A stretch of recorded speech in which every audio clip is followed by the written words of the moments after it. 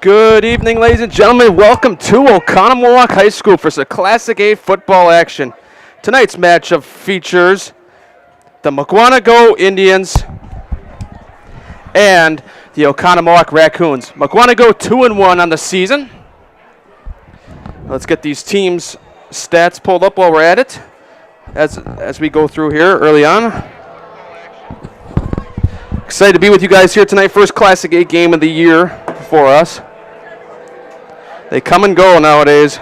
It's one of those things. By the way, Matt Peck, Elijah Vinkslada joining you here from Oconomowoc High School. Set for a big one tonight. Let's find what we're looking for here. Make sure I got each team's opponents right. All right, Mukwonago here. Now we're at it. Mukwonago started the season 2-1. Fell to Appleton North to begin the season 21-6. Then came back and beat Sun Prairie East 40-3. And then Mukwonago beat Menominee Falls 49-7 last week in a crossover game. Okconamok, on the other hand, beat Pulaski 38-14 opening the season. Had a big win over Verona 13-7 last week. Took down the rivals Kettle Moraine 47-7.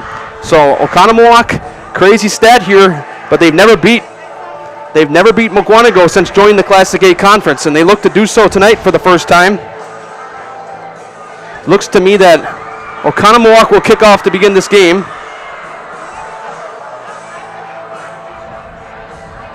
Yeah, it should be a really good Classic 8 matchup between these two teams tonight.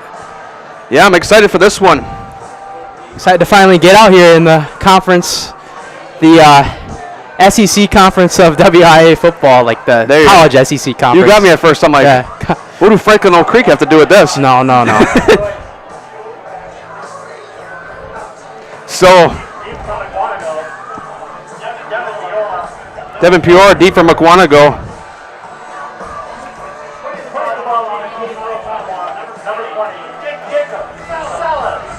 Jacob Salas will kick it off for Mukwonago. For Oconomowoc, sorry.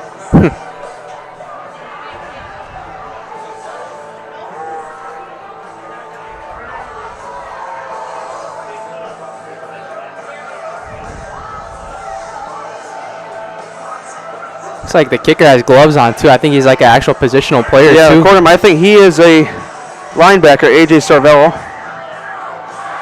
You'll see a couple teams do that. Noah Huber back for Mukwonago. And we're underway for Oconomowoc High School this evening, and that one floats back. Ref blows it dead. I didn't see a flag thrown, so let's see what happens here. Interesting start. Looks like they'll kick it off again.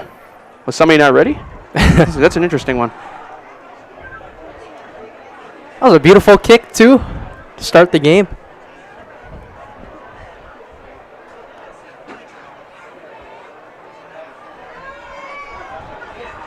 According to my phone, Jacob Salas, the wide receiver for Oconomowoc, does the kicking. Because he's number 20. Hey, that's cool stuff. Just keep it cracked.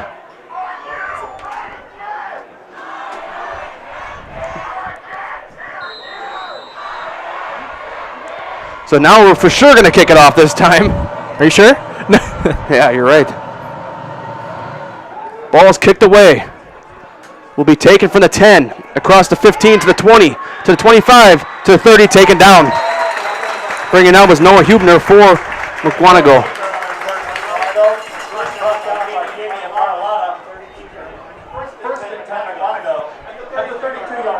So Mukwonago brings up George Mauder as their starting quarterback this year. Related to Paul?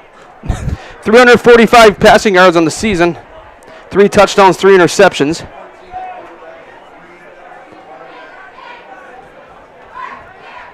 He starts us out here with 3 wide receivers on the right, 1 on the left.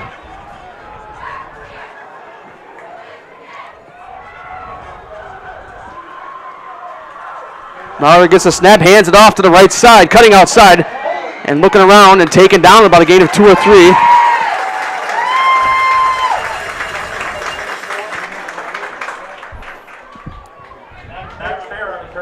Max Behrman on the carry for Mukwonago. He's also a wide receiver. So Mukwonago gets a gain of 3 on that last play, so 2nd and 7. Here's the snap to Mauder, hands it off once again, through and couple yards short. It'll set up third down for the Mukwonago offense. Brady clocks on the tackle. Third and 4 at the 39-yard line. Mukwonago faced with an early third down. We'll see if Okconamok can get off the field. You have 2 wide receivers on the left. No guys on the right. Mauder gets a snap, hands off again. 3 straight runs, and he's going to be stopped short. Yeah, it's going to be about like 4th and 2-ish. That time it was Colt Lynch on the carry. Know his name pretty well from the last couple seasons. So it'll be 4th and 2, and Mukwonago will bring out the special teams unit. Okconamok gets a big stop here early on. I don't know. You never know with how teams play aggressive here. This is the Classic 8 conference after all. But I think it's first drive. They'll probably punt it away. So Gavin Meyer will punt it for Mukwonago. So 3 and out to start the game for Oconomowoc's defense.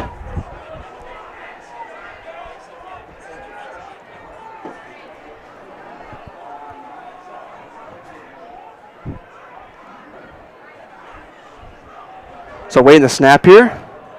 Gets a snap and a false start. So Mukwonago in 4th and 2 will move back 5 more, and it's going to be 4th and 7 now. Head coaches for both teams, Mukwonago, Mukwonago, Sal Lugi, the Oconomowoc head coach. 2 well-known conference coaches. Last year we had Mukwonagoc's team on in the state semifinal against Muskego. That was at West Dallas Hill. What a glorious night that was. Elijah remembers that night well. Yeah, very fun night in that game. 2 really great teams in this conference meeting up in the playoffs. Always a special moment. Punt is away. It'll be taken at about the 38. Ooh, what a hit, and the ball's out! Mukwonago has it. I think Mukwonago's got it! What a hit. Let's wait for the signal. Yeah, I think he got it right away. Just happened to fall right on top of it. Refs still have not given a signal yet. Mukwonago say, come on, tell us. That's going to end up Mukwonago's ball. Yeah, it looked like it from here, but they're still talking. They want to make sure about something. That looked like Mukwonago's ball. Yep, Mukwonago football. So Mukwonago gets right back on offense. Talk about that, Elijah. That was an amazing play right there. I didn't quite see who that was. Let me look on the replay on our phones here. Who jugged the ball out here, but it was like a knockout hit right there to really set it up. So George Mauder and the Mukwonago. It was 6 that knocked it. So that was Connor Krieger, the defensive end from Mukwonago, knocked it out. Really great job from Krieger that time. So George Mauder's offense back on the field. 1 wide receiver on the right. They essentially just had a long first down play right there. Yeah, you're right. Here's a snap, hands it off. Taken down, maybe a gain of 1 or 2. Yeah, play. It's going to be unsportsmanlike conduct. And Oconomowoc fans looking for that one early on. Let me see.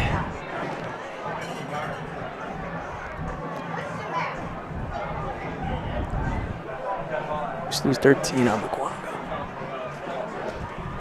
All right, can I see the other one? All right.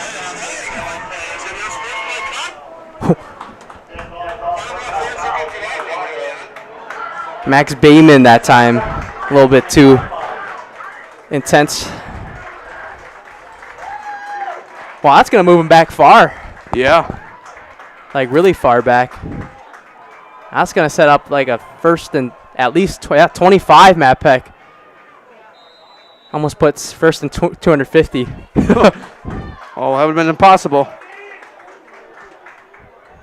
Jarrell Anderson next to Mauder in the backfield. Hands it off. Mauder fakes the handoff, throws downfield, and it's caught! Keeps on going, keeps on pushing, in for the touchdown!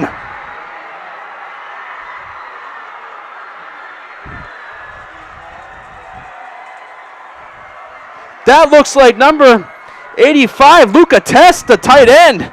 Just looked like a bulldozer out there, and moving Test all the way. just mossed his defender. He made a man miss that time, and he was able to get that extra effort. Great balance that time, too, and ended up falling into the end zone. Tess setting the tone right now for the Mukwonago Indians. On first and 25, too. Think about that. That was something. On first and 25, able to come out with that.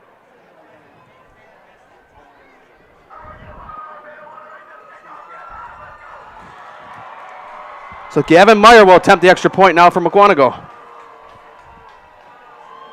Here's the extra point, and it is good. Mukwonago 7-0 lead. They capitalize off the Oconomowoc turnover on the muff punt.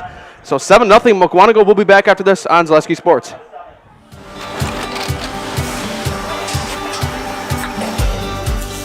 Good day. My name is Ken Hyman, and welcome to Nasonville Dairy here in central Wisconsin, Marshfield, Wisconsin, as a matter of fact.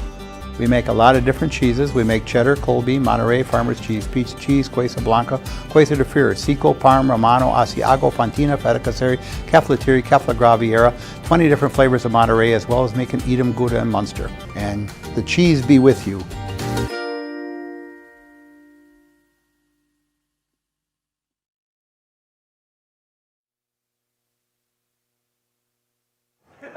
Back here on Zaleski Sports, Mukwonago capitalized on the 7-0 drive.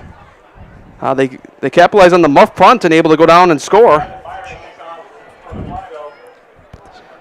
So now is the first time we will see Oconomowoc's offense.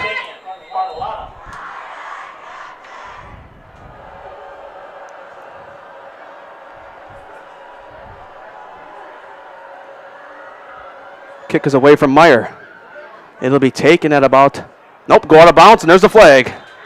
So probably not the best way you want to start off your Mukwonago's special teams kicking the ball out of bounds, because now you're going to give Oconomowoc good field position.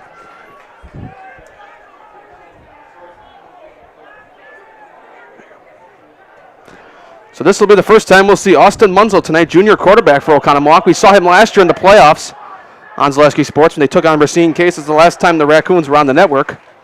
Austin Munzel, 38 for 55 on catches, pass attempts this year, 441 yards on the season.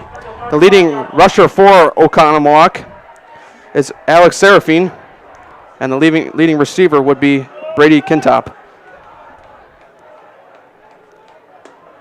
So quite a crowd on hand here in the Classic A football. Always. I mean, you look at the student sections here, it's always packed on both sides. Both teams, really good teams as well. So 1st and 10, one wide receiver on the left, two on the right. Hands it off to start the possession. It's going to be a couple yards that time.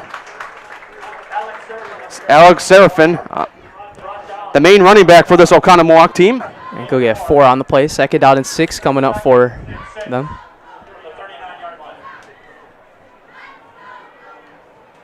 Talk about a way to start it, though, for Mukwonago and Mike and Avoc's team.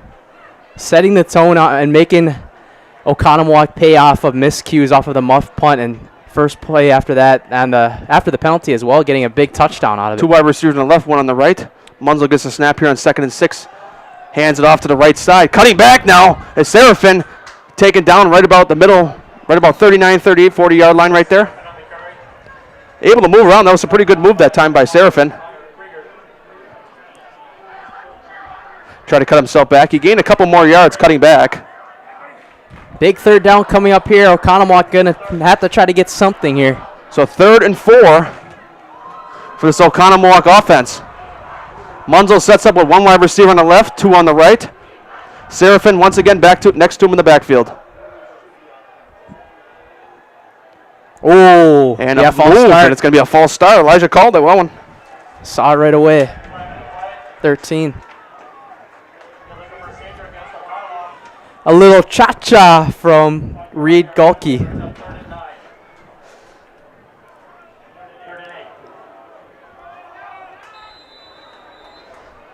Yeah, it's one of those early moves. So 3rd and 9 now, right? Yeah. Yeah, I didn't update it yet. That's what I was wondering. So 3rd and 9 for this Oconomowoc offense. It was going to be tough with 3rd and 4. One wide receiver on the left, two on the right for Oconomowoc. Munzel gets the snap, going to pass for the first time. Looks across, and it's incomplete. Nearly intercepted that time. And that was Dylan Kay. Almost intercepted that one. So now Oconomowoc set the punt early on here. Pardon me, that was Cooper Mao on that one last time that dropped it. Or that jumped as a false start to start that drive. I was accidentally looking at the JV roster, so I called the JV name. Oh, jeez. Yeah, I did that earlier. I accidentally did a Mukwonago name for an Oconomowoc player. So a lot of programs are different every week. We go a different place every week, and that one's punt away meanwhile. And it'll bounce out right about the 35-yard line. So Mukwonago's offense will come on actually for the third time today already. It's crazy to say that. As crazy as that sounds. Yeah. So Mukwonago will come out third time today. They went 3 and out the first possession, and then we're right back on the field after our Oconomowoc muff punt and scored a play later after our 1st and 25. So we'll just say Mukwonago has been capitalizing early today.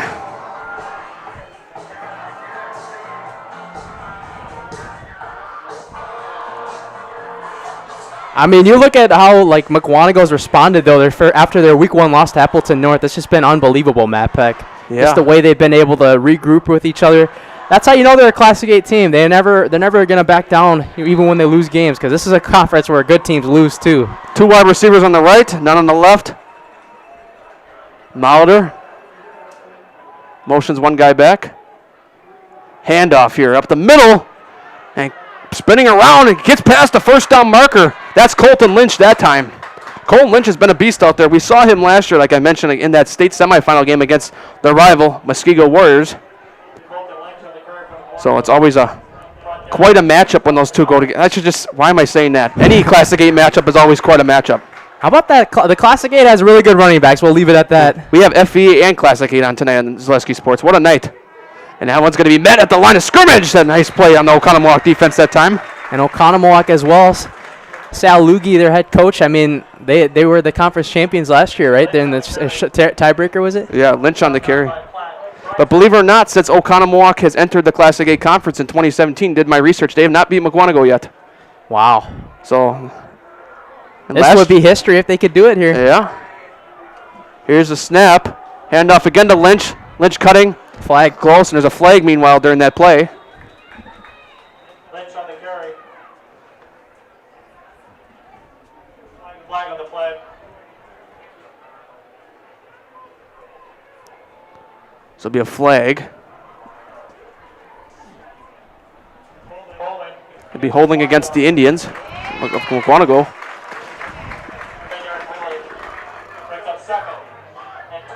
So now we'll move to 2nd and 20. And like I mentioned earlier, quite a crowd out here. John Lyon, the athletic director, thought about putting us on the other side just to show the Oconomowoc crowd. He's like, wait a minute, you guys are higher up over here. Stay over there. So I'm like, oh, perfect. 2nd and 20. The sun just set just in time from having a glare. I'll tell you wide what, receiver on each side. it was hot with the sun setting up.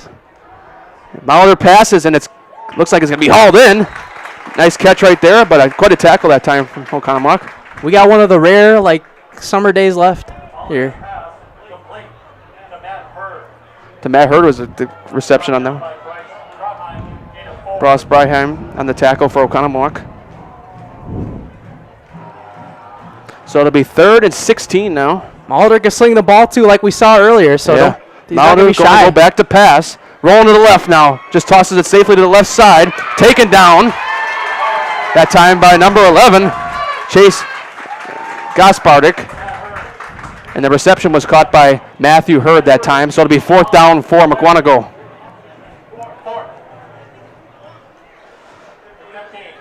I got a feeling we're going to see a lot of defense tonight. Oh, yeah. That muff punt was like one of the special ones. Maybe get some early game nervousness out. It's a big game. Mukwonago, it's their first real Classic 8 opponent. They played in a crossover game last week against Menominee Falls. How could I forget? Meanwhile, Oconomowoc had their rivals Kettle Moraine in here last week. That one's caught for a fair catch right about the 18-yard line. And Oconomowoc's offense will come out for the 2nd time today. No, it's not the first time, right? They came out once already. Yeah, I remember.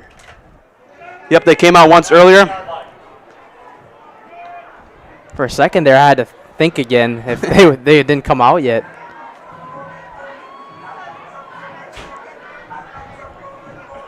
So Oconomowoc will take over here from roughly the 19-yard line. So they'll actually have 3 wide receivers on the right this time. 2 guys kind of bunched together right there, 1 on the left. Seraphin once again in the backfield next to the junior quarterback, Munzel. So 1st and 10. Hands off to Seraphin. Fakes the pass. Seraphin got left side room. Cutting out. Got more than the 1st down. Keeps on going out of bounds outside the 40-yard line. What a run that time from Alex Seraphin. And Once again, now that you're in the Classic A conference, you'll hear the cowbells as well. Well, how could we forget about that, Matt Peck? The radio days, I used to always say that. Look at those cowbells go. Mukwonago, Muskego, Oconomowoc, everywhere in the Classic A, it seems like they use those cowbells to cheer for their team. I don't know about Arrowhead because we've never gone there for football. That's a bucket list stop. Yeah. It's a bucket list stop for sure. 1st and 10. Now from the 40-yard line, 2 wide receivers on the right, 1 on the left for Munzel. Munzel gets a snap. One guy motions. Munzel going to pass this time to the right side. It's incomplete. Just dropped. It's one of those tough passes. He had to go a little bit to the right. Had a guy coming on head-on with him.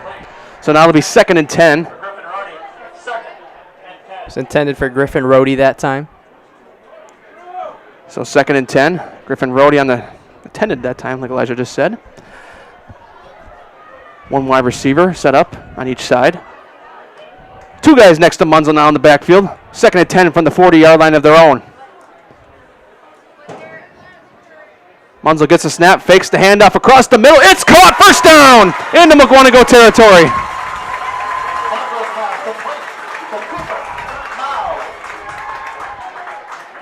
Cooper Mao with the reception that time for Oconomowoc. It gets Okconamok to move the sticks for a 1st down.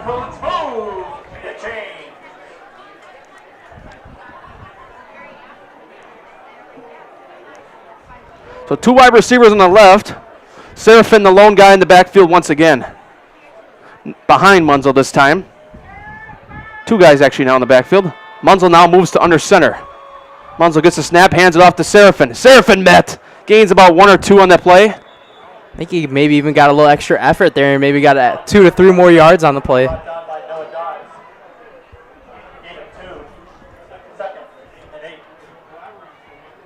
Oh, only 2 on the play. You were right, Matt Peck. I was close. Should have trusted you. Trust the chain game out here. So 1 wide receiver on each side. Munzel's got Seraphin in the backfield. Once again. 2nd and 8 now in Mukwonago territory. Munzel fakes the pass. Passes! Oh, just dropped. It's another beautiful slant route. It was broken up by Dylan Kay, the defensive back that time.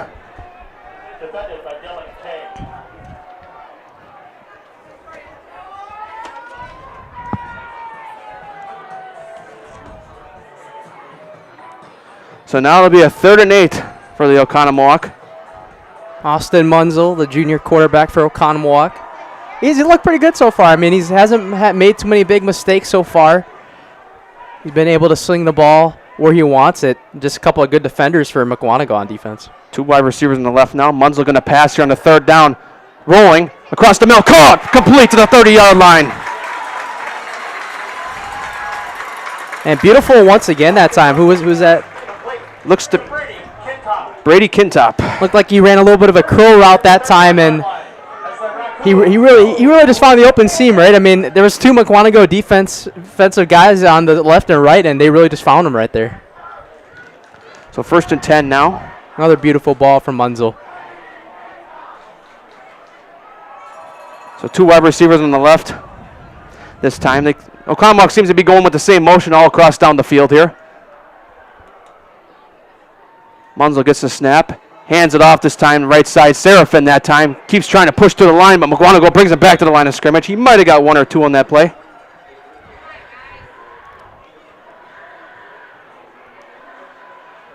So it'll be 2nd down. I'm saying 2nd down, about 7. 2nd and 8. Oh. 2nd and 8. You were close. It's always the guessing game, huh? Yeah, it's always a fun guessing game too. That's the producers. You always say to yourself, ooh, that's cold. So 2nd and 8. 2 wide receivers on the left. Munzel goes back under center this time now, just like a couple plays ago. Munzel gets a snap. Hands it off. This time not Seraphin. It looks to be... Ooh.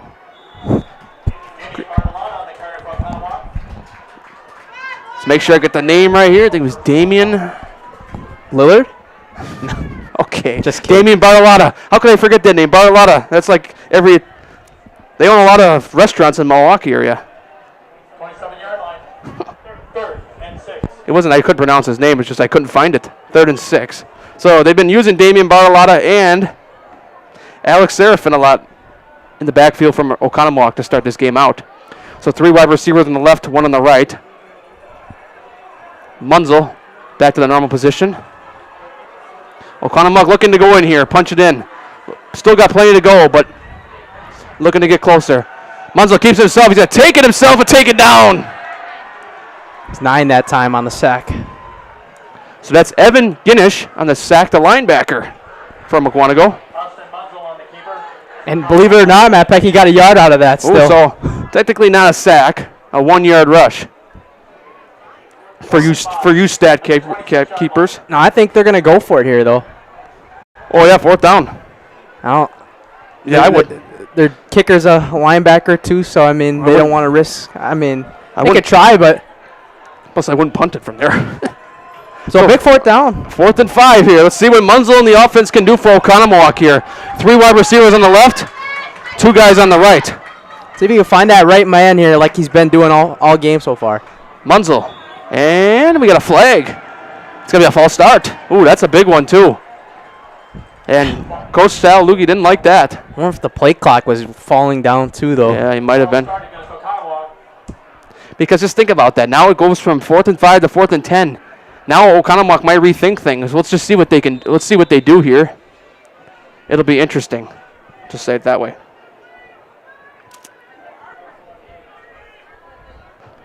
So 4th and 10 now. Clock under a minute here in this first quarter.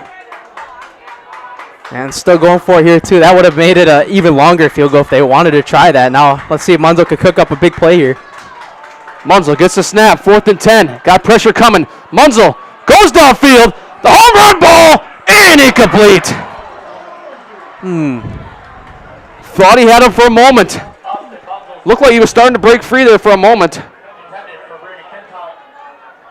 Devin Viola on the coverage that time. I'm going to look at the Brady Kintop couldn't replay quite here. get over the defense of Mukwonago that time. Yeah, just a little bit of like a gentleman's hold right there, Exactly. not like a big hold. At the 31. Good call by the refs to no call.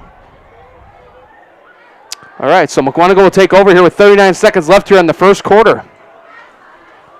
Great defensive stand, though, for their defense. So, 1 wide receiver set up on each side. 1 guy in the backfield. 1 motions now for Mukwonago. Hands off, quick pass, and hit hard. He's going to probably get close, and he's pushing. He might have gotten the first down. I think he'll be about a yard. Oh, they might have called time, so they might have gave him the first. Yeah, that's a first down. Justin Roy, what a way to push himself. Taking the whole defensive line there that time. So now 2 wide receivers on the right. Mauder hands it off this time, cutting outside. This could be trouble. 40, 30, 25, 10. Keeps on going. Touchdown, Mukwonago. Almost said Oconomowoc. What a touchdown. Terrell Anderson able to break out to the right. Score for Mukwonago. It's early 13-0 lead.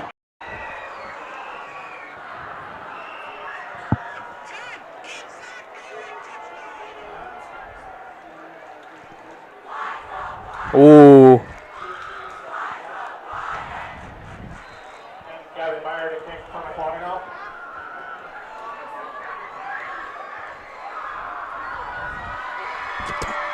And here's the extra point, and it is good.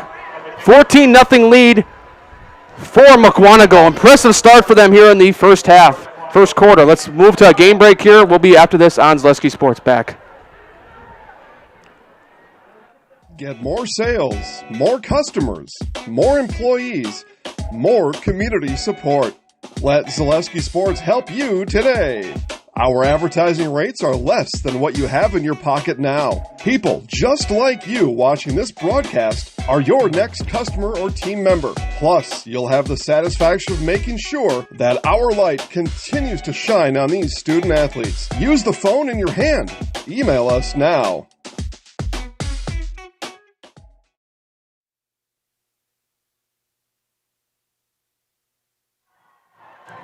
Back here on Zaleski Sports, Matt Peck, Elijah Vanxilati here from Oconomowoc High School, Ruck Stadium, matter of fact. 14-0 for the Mukwonago Indians. 2 impressive runs. Let's see what Oconomowoc can get going here on offense.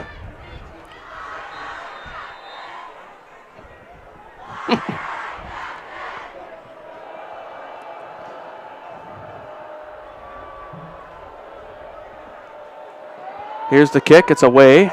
It'll be taken at about the 14, across to the 20, cutting out and taken down. He's still kind of on his feet, brought down about the 26-yard line.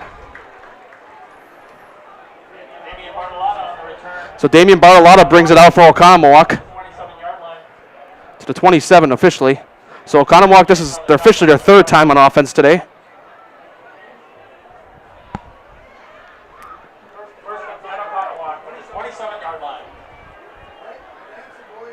So 2 wide receivers on the right from Oconomowoc to start us off here. Seraphin will be in the backfield with Munzel.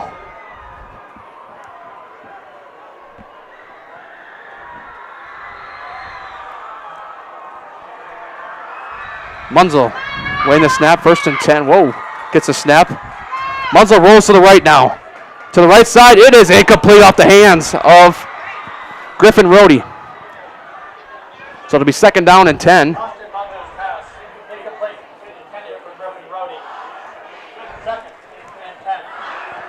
So Oconomowoc looking to cook something up here early with 2 seconds left here in the first quarter. There were just some unlucky plays that went against them. I shouldn't say unlucky, but Mukwonago had some pretty good play designs that took them outside. They had obviously the big pass earlier to Luca Tess, and then they had the big run. Yeah, the big run. So I mean, they'd be coming up with the home run plays early on. No, I should say home run pass, but the big run outside from Mukwonago. So 2 wide receivers on the right, 1 on the left. Munzel, final play of the first quarter here. Munzel gets the snap, passes over the middle, incomplete. And that'll head to end the first quarter here, ladies and gentlemen. 14-0 Mukwonago, looking impressive here to start the game here. We'll be back with more after this on Zaleski Sports. Hey, you're tuned in to Better Halves. Skip, I love my hometown, and I want a health plan that feels the same way. So, what are your favorite local date spots? Oh, yeah, I know like all the date spots in Eclair. Jane, I'm Steve from security. I've lived here in Wisconsin my whole life, and that means I understand your health coverage needs better. By the way, Doug, it's Eau Claire. I have a dozen Eclairs in my dressing room. At Ridgestop Exteriors, we're more than your average home improvement company. We're your neighbors, and for over 20 years, we've been trusted and proudly serving right here in your community.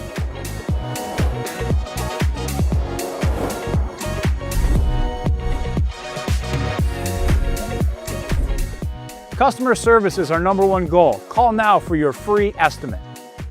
Ridgetop Exteriors. Back here on Zaleski Sports, Matt Peck, Elijah Vanxilati with you here from Oconomowoc High School here. Ruck Stadium on site. First game in the Classic 8 this year for us. First time back in a while. We haven't been back really since our radio days in the regular season. Last year we had home schools. So 2 years ago, we'll just say. That's right. So 3 wide receivers on the right, 1 on the left. Munzel gets a snap, a little bit of a high pass. He tosses it to Seraphin. Seraphin not really going to go anywhere that time and brought down. It's going to be 4th down. And Oconomowoc's going to have to punt it away. Just a little screen pass that time. Mukwonago right on it there, too, and no gain either. So, you got to give the credit to Mike Ganevoc's defense as well, Matt Peck. It's been unbelievable. And their offense has a lot to say about it, responding to it.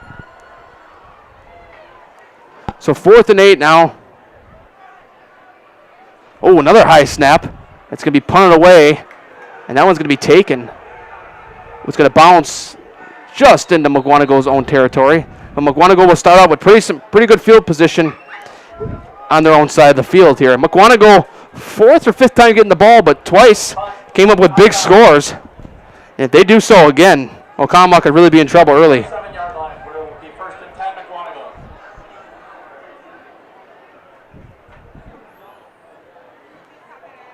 Two wide receivers now will be on the left for Mukwonago's first play here.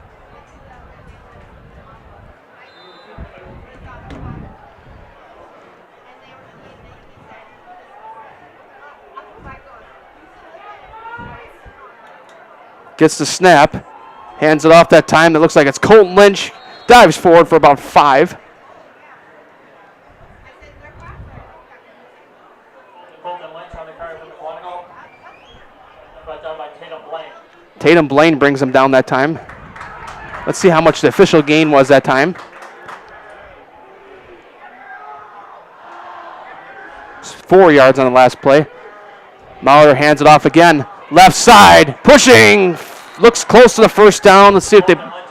Colton Lynch once again. Yes, they will give him a first down. So Colton Lynch, 2 plays, gets the first down already for the Mukwonago offense.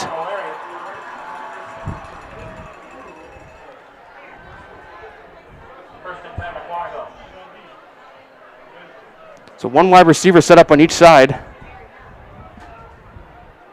Munzel gets the snap. Mauler gets the snap. Hands it off. Gaining about 3 yards that time. That was Lynch once again. Mukwonago. O'Leary on the tackle. Mukwonago uses 2 running backs, keep in mind. So 2 wide receivers on the right, 1 on the left. And the play is going to be blown dead. A timeout for Oconomowoc. So, Elijah, what do we want to do? Stay here or go to commercial? Stay here. All right. See if I can find some score updates. Yeah, we haven't done that yet. Mukwonago called timeout? No, Oconomowoc, it looks like. Oops, sorry. So, yeah. Let's talk about a little recap of this game so far while you find some score updates. Mukwonago looked impressive outside of the first drive. They looked impressive. They had the big home run pass to Luca Tess where he just basically pushed himself 10 yards into the end zone. Then they had the big run. Let me make sure I can find his name correctly and identify him. Ah, man. I think I gotta start bringing a sheet up here. I think it was Jarrell Anderson with the big run for Mukwonago. Sounds familiar. But he got the big run outside on the last possession and got him up 14-0. I'll give a Classic 8 score update here. Muskego in the second quarter with a 21-0 lead on Waukesha West. Ooh, wow. Muskego looking dominant early. Arrowhead looking dominant. Mukwonago outside their first loss looking dominant too. And Oconomowoc. Yeah, people weren't sure about Mukwonago after losing that game. And then seeing Kenosha Bradford beat Appleton North, they're like, ooh. But then Mukwonago came out the next week and basically against a really good Sun Prairie East team and showed, we're still the same. A good team in the Classic 8. So 1 wide receiver on each side. Mauder gets the snap, looks, downfield. Here's a big pass, just a little bit overthrown, incomplete. So it'll be 3rd down and 6 coming up.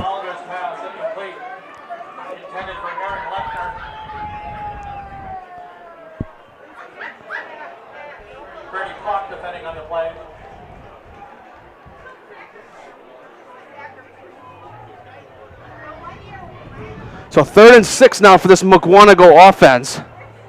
1 wide receiver on each side.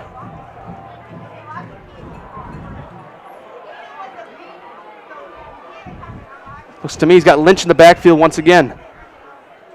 Gets the snap. Hands it to Lynch. Lynch taken down short of the first down marker. It's going to be 4th down and 4. Decision time. Yeah, decision time like Elijah just said.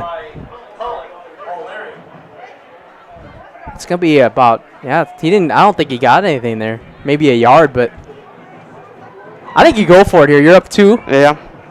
Just do not throw it into coverage. If you absolutely cannot throw it anywhere, just throw it out of bounds. Because worst thing you need is a pick 6, and then there's a thing called momentum out there. Momentum can take you different ways. Just like everybody's sitting here on College Football Eve knowing Wisconsin's going to beat Alabama tomorrow. I know that for sure. It's a straight fact. I would hope so. 1 wide receiver on each side, and timeout Mukwonago. Timeout Mukwonago now. So they're going to have decision time with Mukwonago. So stay here. We'll stay here. We got a lot of ads thrown at halftime. What do we think here? Let's go through this play call right here from Mukwonago. Yeah, it's a good question. Been pretty well in the past so far. Oh, wow. That's a crazy score update. It's not in the Classic 8, though. You ready for this one? Yeah. Oak Creek in the second quarter, almost halftime, only leads Racine Horlick 12-7 right now. I got 10-0 Arrowhead over Pewaukee and 7-0 Burlington over Union Grove, and Franklin and Park 0-0 in the first quarter. Who knows if that's been updated? Kenosha Bradford up 7-0 on Kenosha Indian Trail. Slinger up 7-0 on West Bend West. Hamilton only 7-0 lead over Hale in the second quarter. West Dallas Hale. Lake Geneva Badger only tied at 7 right now with Beloit Memorial. Ooh. Lake Geneva Badger, we saw them a couple weeks ago. We thought we were going to have the game of the year when we went down there against Slinger. It was a 56-17 final score. Was Slinger just didn't have it that night. Sussex Hamilton only up 7-0 in the second quarter against Hale. Yeah, that's actually. I mean, you got to come and play your A game. Every Classic A call. If I went down there and asked Mike and Avok, you can't walk in any game and say, hey, we think that we're going to beat so-and-so automatically. So Mukwonago will keep the offense on the field. Huge 4th and 5 here. Sorry if you're the audience, but we got the window open. That's what we got to do here. That's a good thing. Yeah. Well, just in case somebody decides to shout something unnecessary. It's not a good thing. So the clock stops at 9:56. I don't know what they're holding up play for. They must be waiting for somebody to get ready out there, though. Got to be able to hear that atmosphere. So 9:56 left here in the 4th and 5. 2 wide receivers on the right, 1 on the left. Gets a snap. Oh, we got a trick play. Oh, this is not going to work out, though. Okconamok reads it well, and they'll come back on offense. Wow. Tried to do a little misdirection that time, and Mukwonago's edge and line read that, or Oconomowoc's edge and line read that. Tatum Blaine was the main guy that went after Lynch that time. Tatum Blaine got it right back in the backfield and got Lynch right down. So Oconomowoc gets the stop they needed back on offense now. Maybe this is the big stop that Oconomowoc was waiting for, Matt Peck. Absolutely, I think so. They needed a sliver of momentum coming into that, and they had 3 or 4 guys in the purple jerseys able to read it. So 2 wide receivers now on the left. Okconamok will start out from about their own 47. Munzel under center this time. Munzel gets the snap. Hands it off. Seraphin trying to cut outside. Trying to see how much he can get. Taken down. I think he's going to lose at least 2 or 3. He's going to lose 4 to 5. Okay. I was never good at math.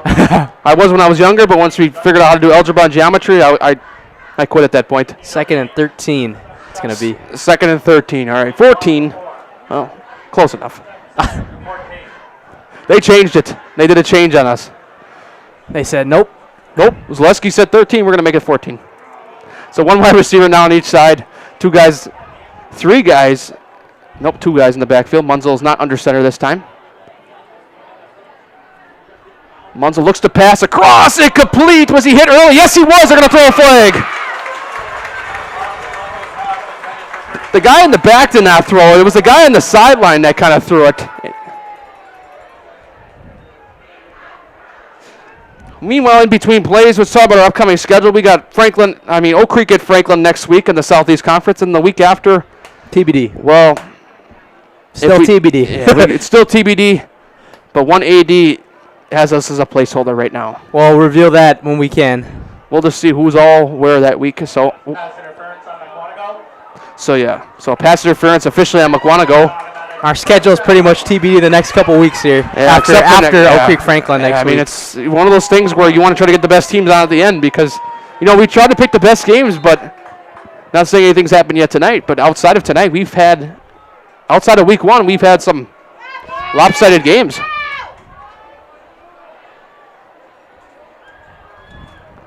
Munzel gets a snap, passes to the right side. Ooh, what a hit that time. Loses a couple of yards. Hit stick. So Griffin Rhodey on the reception, but he'll lose a couple. So he'll officially lose 2 yards. So they'll make a 2nd and 12 now. It's like, that route in Madden where you just truck the the offensive guy when you're playing on defense? Yeah. He kind of had one of those moments right there on the defense. Just able to read the screen right away and was able to get to him. How come nobody told me Jordan Love plays defense now? The way he got through that defensive line of Washington Commanders last night in that one play. That was cool to watch. 2 wide receivers on the left. Now, Munzel 2nd and 12. Here's a snap. Munzel looking to pass. Munzel goes to the right side, and does he hold it? No, he does not. Comes out at the last minute. So 3rd and 12. One of the stories for Okconamok has been tonight, there's been quite a few drops on offense with the passing.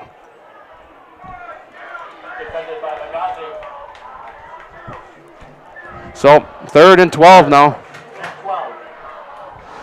Okconamok, meanwhile, does have it in Mukwonago territory. So, if they get a couple yards here, it'll be interesting to see what they do. If they can get it under maybe 6 or 7 to go on 4th down. Unless they convert here on a 1st down, they don't got to worry about it. But down 14-0 with 8:11 left here in the second quarter. They got to start coming up with things. I think if I'm hearing that right, the student section lead for Oconomowoc is using a megaphone to talk to everybody. Wow, that's kind of smart. Good strategy. A lot of stadiums don't let you bring those in, though. Munzel here on third down. Munzel looking, rolling to the right. He looks like, will he keep it himself? No, he's going to go back to pass. Just lost it in the air, and the pass is incomplete. Looked like for a second there. I mean, he would have been out either way, but it looked like for a second he could have caught, like he held that in from out of bounds. Also it was going to be an interception. You couldn't. Yeah. We're all the way on the other side of the field. It was like one of those. Smart decision here. Looks like Oconomowoc going to bring their punt team out as well. You don't want to risk anything. Yeah. Well, take it back. Take example last night's Packer game. Remember that one play where the guy looked totally out of bounds, and then it goes to replay, and he had both feet in easily. Dontavian Wicks with that amazing grab. Yes. We were all watching the game, and we were like, from real time, it didn't look good. I know. Oh, that's another high snap, and that one's punted away. Not a bad punt. It'll go right through the end zone. And Mukwonago will bring it out on a touchback. So 7:56 remaining here in the second quarter here from Ruck Stadium in Oconomowoc. Matt Beckelaja makes a lot of bringing you high school football for the fourth straight week here on Zaleski Sports. Stay with us. We got one game a week in the Milwaukee area. We try to go to the best spots. Next week, Oak Creek Franklin, like I mentioned, it's the final game of the Helmet Trophy in conference in the Southeast. Before Franklin moves up here with these guys, Franklin's moving up here to the Classic 8 next year. So you think the Classic 8's tough now. You got one more team coming in. I want to look ahead to the very, very far future here. Basketball season, we'll have boys and girls basketball. Yeah. We'll have more than a game a week. Try to get that at way, least two yeah. a week. That starts late November Yeah. after football season's done, depending on how our schedule looks there. So 1st and 10 now for this Mukwonago offense. Hands it off this time. It looks like Colton Lynch this time once again. Gets about a couple. Never mind, Terrell Anderson that time. That's the second running back that Mukwonago uses.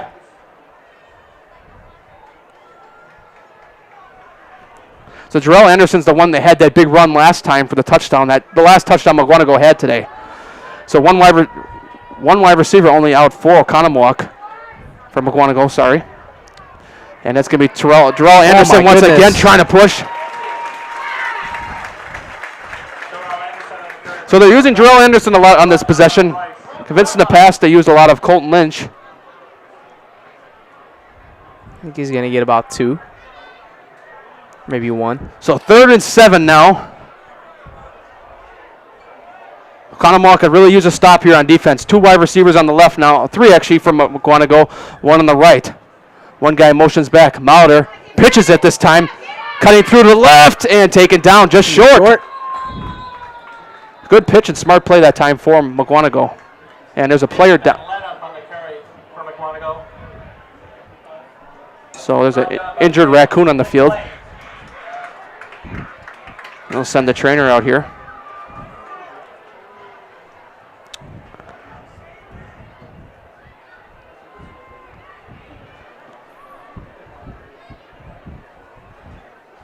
Ladies and gentlemen, we have a graphic in the corner of our screen. We here at Zaleski Sports, our company is honoring those that lost lives in the 9/11 terrorist attacks. 24 years ago, on that devastating day for New York City and for our entire United States country. So we had the graphics up on our volleyball games yesterday on the network and today as well in honor of all a record-breaking 17 football games on the network across the state. We were as far south as Oconomowoc right here, and we're as far north as Minocqua. So, just think about it. We've been all mainly in central Wisconsin. We got one out in Eau Claire as well. One actually in DeForest tonight as well. But that's not DeForest. It's Edgar and Marquette Academy from Illinois. So that's actually the Zaleski Sports Game of the Week this week. So what are you saying, Elijah? Yeah. I mean, we're all over the place in the state for Zaleski Sports tonight. Not very often you get FVA and Classic 8 on the same network in a night in the state of Wisconsin. But it's a good night. Wait, so is that a penalty there? That's an interesting one. Because they're all the way back now, so it's 3rd down and very long. They must have called something. But we were too busy. Yep. Legal block on Mukwonago. So it'll be 3rd and 20. So we'll see what they go safe here or what they do.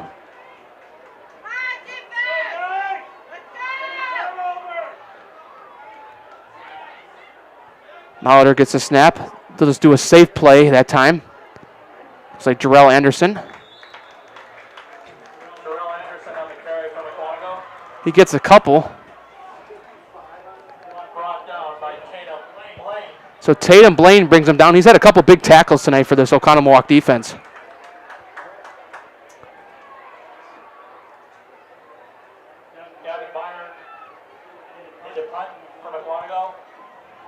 So Gavin Meyer will punt for the Mukwonago special teams.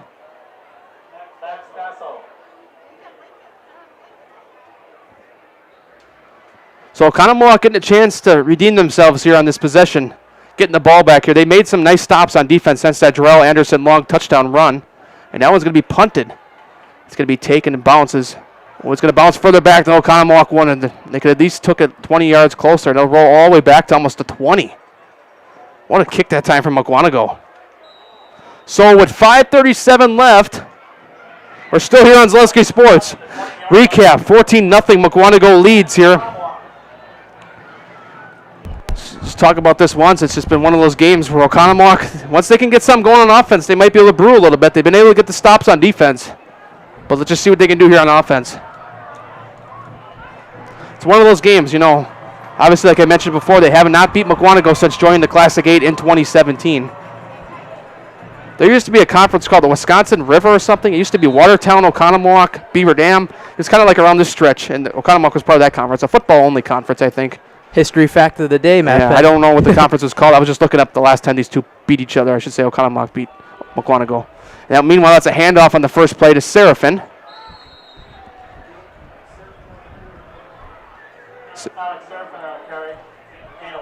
Gain of 1, so it'll be 2nd and 9.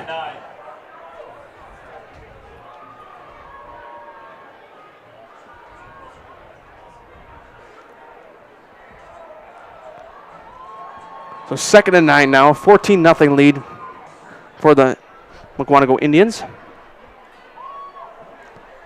So one wide receiver on each side. Munzel under center this time. Munzel gets the snap. Hands it off. He's going to pass it. Go downfield. Got a home run shot, and it's intercepted at the 38-yard line. Across to the 50. Cutting outside to the 40. Take it down, and Mukwonago comes up with a huge play again. I'm not going to lie. I lost the ball for a sec there. I mean, the way that ball was thrown up in the air, I was just watching the Mukwonago player just ready to catch it that time. How about the Indians' defense, though? So Oconomowoc once again comes off empty. Just hasn't been super pretty so far tonight for Oconomowoc's offense. So 1st and 10 Mukwonago, and Mukwonago got a chance to give themselves a big statement before half here. So two wide receivers now on the left. Looks like Colt Lynch is back on the field for the Mukwonago offense. They seem like they used him and Jarrell Anderson quite a bit. Hand off to Lynch. Lynch on the left side. Stays on his feet. A flag is thrown mid-play. Goes out of bounds. Some fans down below us in the Oconomowoc side are thinking hold here.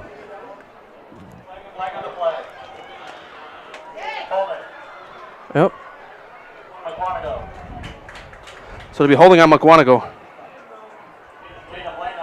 So a Brewers update, they're up 1-0, just got an RBI walk from Selfriedlich, and the bases loaded with no outs. So, I mean, I believe the Brewers can clinch a playoff spot tonight, if I'm not wrong. That's nice. That'll be fun. Yeah, we follow all sports around here. We might be at a high school game, but we follow everything. Fingers crossed they could clinch the division next week. That would be nice. Just get that out of your way and get that first seed as well. Oh, yeah. That's closer than you think, though, because the Mets are already losing again to the Phillies. Oh, boy. So two wide receivers on the right for Mukwonago. And a handoff that time to Lynch. Gain of a couple.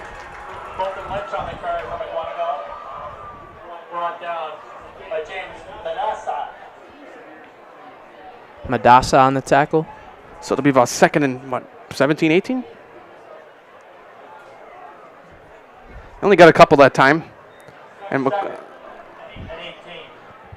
Oconomowoc gets the ball out of the half, I believe. Yes, they do. They definitely need a defensive stand here. Yep. Almost act as that was a defensive play there on the holding penalty. So two wide receivers on the Lynch. Mahler looks back, passes across, and intercepted at the 40. Down the sideline, cuts across midfield, and take it down. Huge stand on defense for Oconomowoc. They pick it off right back. Oh, had the tables turned, Matt. Oh, yeah. Back-to-back interceptions for both teams. And Mukwonago, they wanted to make a statement and go up 21-0, and now Okconamok gets the ball here. Haven't scored yet today, but will this be the opportunity to finally be able to get down and get something? Lynch looked like he tried to, or the quarterback that time, he looked like he tried to really air that one out.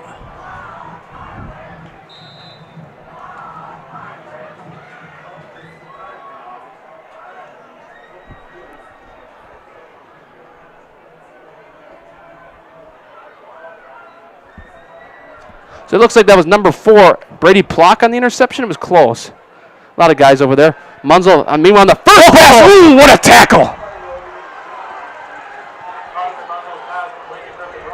It's caught to Griffin Rohde. Who got the tackle? That was 9 that time. I think he's been busy back there today. Evan Ginch. What a hit from Evan Ginch that time. Ginch with the gut punch right there, man. That was a big football play right there. Well, they're stopping the clock timeout here. Looks like a timeout from, let's see what the PA guy says.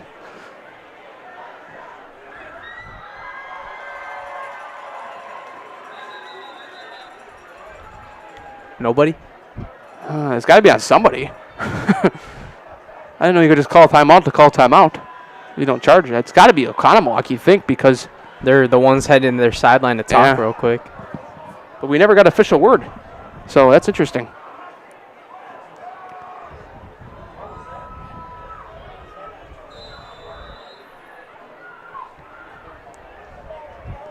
So I guess it'll be 2nd and 12, and the timeouts don't show on the scoreboard here, so interesting. Now we got a timeout, Oconomowoc, so I guess now you can take it off. So I don't know what the first time was about. So now they'll both head back to their benches, but so like Mr. Elijah, 14-0 game here. Oconomowoc, what do they need to do here on this possession? I mean, they get the ball after half, but they really need to get in and score here. You got to get a couple defensive stops again. I mean, you had that big pass play to open it up. You had the big run and that muff punt early on, too. You can't forget about that. I mean, you got to kind of set the tone on the defensive side of the ball, too, and offense. I mean, their offense has been ruled so far by that big defensive front of Mukwonago, Matt Peck. And, I mean, there was a couple good throws from Munzel early. It just hasn't been pretty since. Yeah.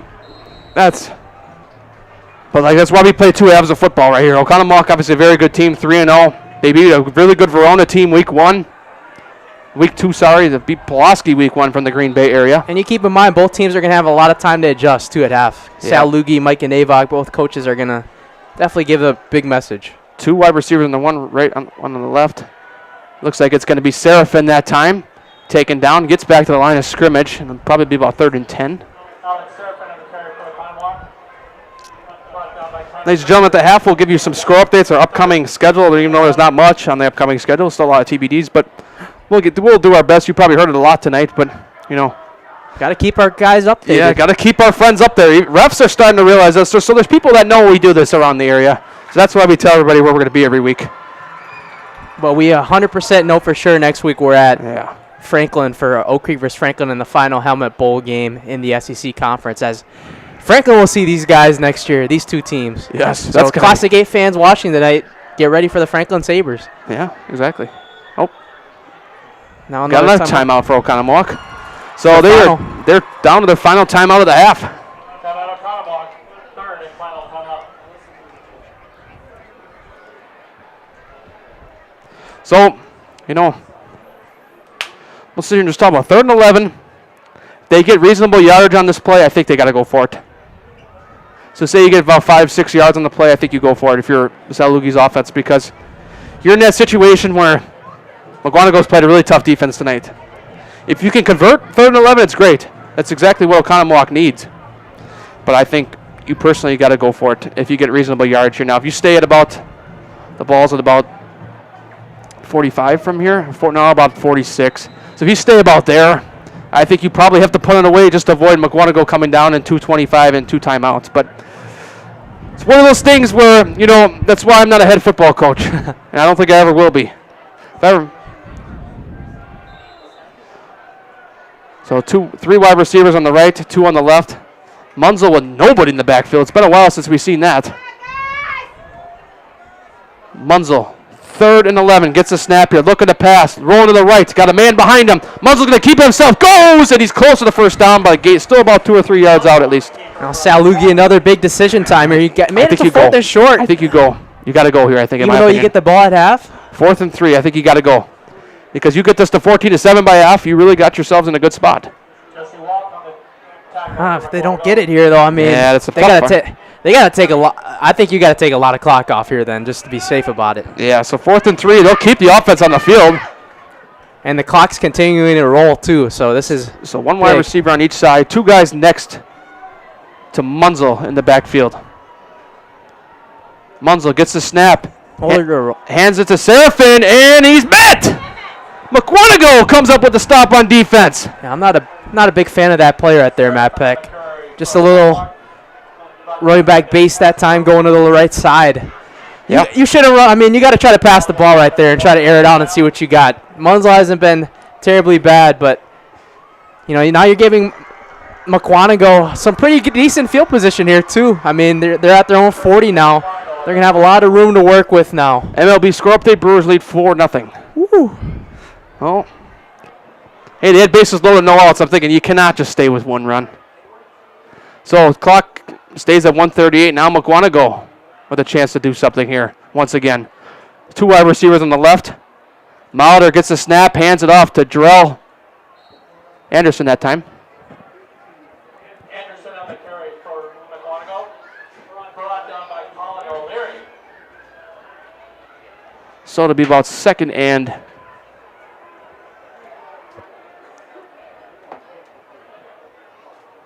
so he hasn't updated yet, but about 2nd and 8 maybe. Mauder gets a snap, looks downfield, home run ball, and just out of reach, and that could have been intercepted that time. Max Basso couldn't quite get there for the Okconamok defense, but if he had a little bit more speed, it would have been another interception for that Okconamok defense. So 3rd and 6 now, and Okconamok could really get off the field here if they could get a stop. Elijah, what do they need to get a stop once you fix your headset? Yeah, I've stepped on it a couple times. They got it. Honestly, run it. Yeah. I mean, no timeouts for Oconomowoc. That's the main thing, right? Yeah, I mean, so they can run that clock all the way down if they want.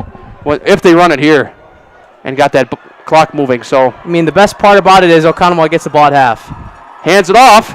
Jarrell Robinson. Anderson, sorry. And Anderson on the carry for Mukwonago. I swear there's somebody out there with a Robinson last name, too. That's why I got confused for the first one. So it's a 4th down. Okconamok with no timeouts. And they're going to continue to let the clock roll, and rightfully so. I think they're going to take it all the way down and take a timeout here. Oh, absolutely. I would, too. Or even back them up, maybe, to take the penalty yards for a good punt. Got a lot of fun fans out here tonight. See, we don't see the play clock, so we don't know how much. So we don't know how much time there is left on the play clock.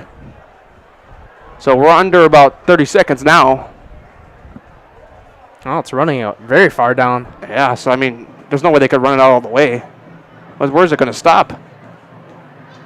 Oh, under 20 now, and it's going to stop at 16. That timeout Mukwonago. That was a fairly long play clock that time. Yeah.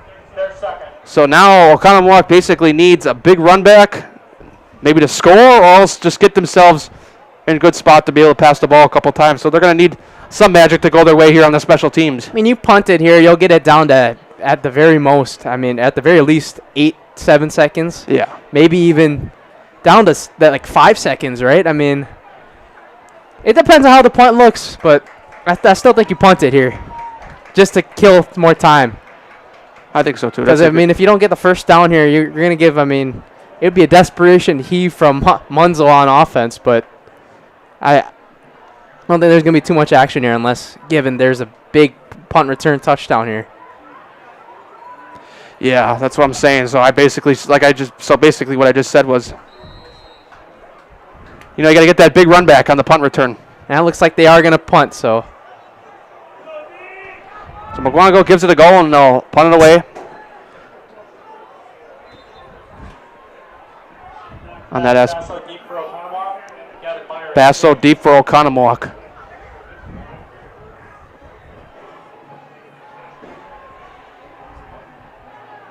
Here's, almost blocked that time, and it's going to be punted way back.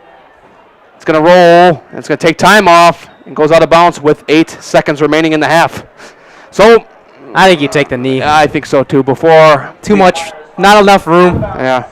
At the 12-yard line. Unless you just see that guy just get wide open. Like there's no, like he's got Lake Michigan all the way to Michigan strength. Then maybe you could pass and say, okay. But And they could surprise us here. yeah, I mean, Play that game. so Okconamok a year ago, Classic A champions. They fell to Racine Case in the playoffs last year. We were there actually, doing that broadcast. Just still can't stomach that a little bit. As a media member, I'll say this unbiasedly, but as a conference champion, getting the 6th seed and going to a team that didn't win their conference last year, that was Not good. quite interesting on my part on how that ended up. But you know what? We're past that. Oconomowoc, as you'd ask Salugi, he'd be like, oh, don't talk to me about that. I didn't bring that up to him. I'm just saying he probably would say that. So, you know, we're in 2025 now. We can worry about last year, and they'll take the knee like Elijah said. We'll head to the half here, ladies and gentlemen. It's a 14-0 lead for Mukwonago here. And we'll be back here in a couple moments with some score updates and first half recap after this.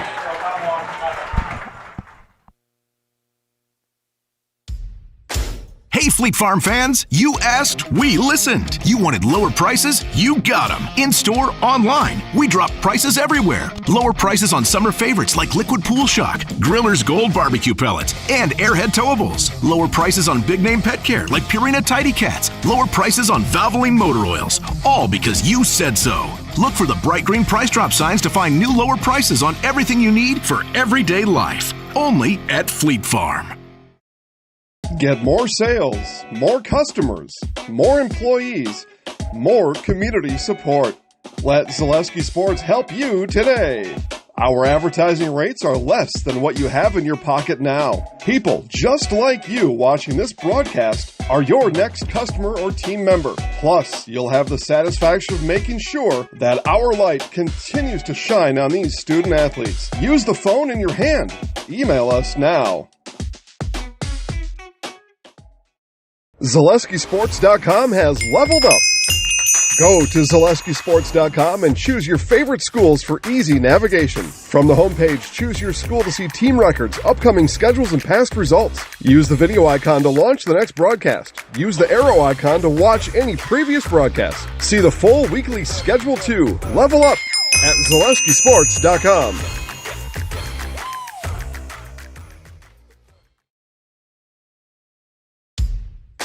Hey, Fleet Farm fans, you asked, we listened. You wanted lower prices? You got them. In-store, online. We drop prices everywhere. Lower prices on summer favorites like Liquid Pool Shock, Griller's Gold Barbecue Pellets, and Airhead Towables. Lower prices on big name pet care like Purina Tidy Cats. Lower prices on Valvoline motor oils. All because you said so. Look for the bright green price drop signs to find new lower prices on everything you need for everyday life. Only at Fleet Farm.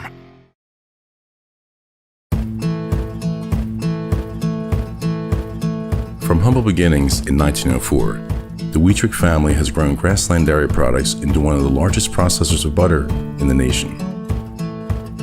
Based in Greenwood, Wisconsin, the family and its hundreds of employees continue their pursuit of providing high-quality products that can proudly be served in restaurants and homes across America.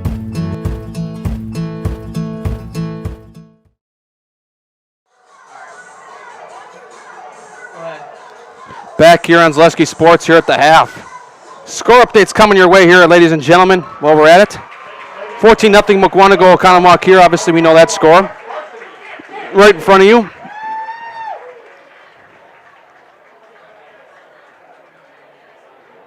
Let's see what else we got here now. 28-14, Kimberly leads Fond du Lac. 33-7, Oak Creek leads Horlick.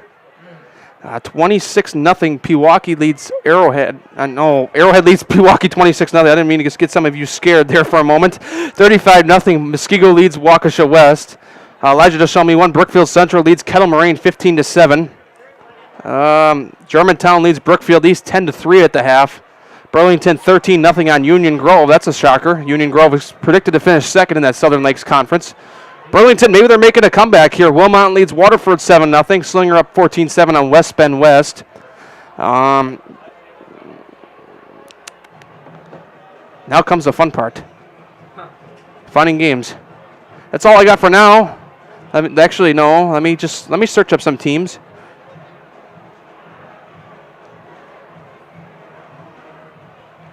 I got one right here. Hang on.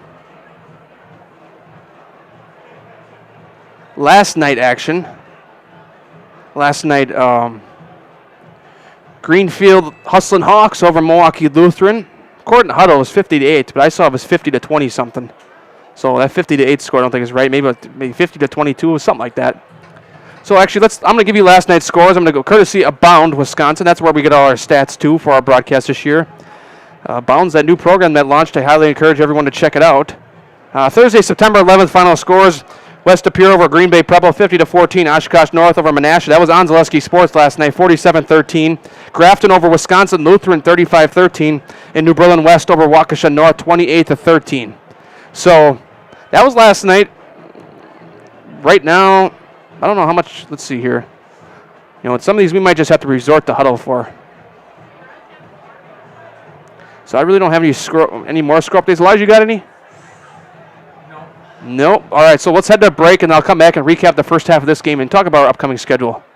Hi, I'm Josh Marks, owner of Infinity Exteriors. 9 out of 10 brand new roofs can't pass a simple manufacturer warranty inspection, meaning 9 out of 10 brand new roofs have no warranty. Infinity operates on principles instilled in my Marine Corps service: honor, courage, and commitment. Infinity is meticulous craftsmanship, unbeatable quality, and always at the best price. Infinity buys more, pays less, passing those savings directly to you. We're booking new roofs, siding, and windows. Call today. Get more sales, more customers, more employees, more community support. Let Zaleski Sports help you today. Our advertising rates are less than what you have in your pocket now. People just like you watching this broadcast are your next customer or team member. Plus, you'll have the satisfaction of making sure that our light continues to shine on these student athletes. Use the phone in your hand. Email us now.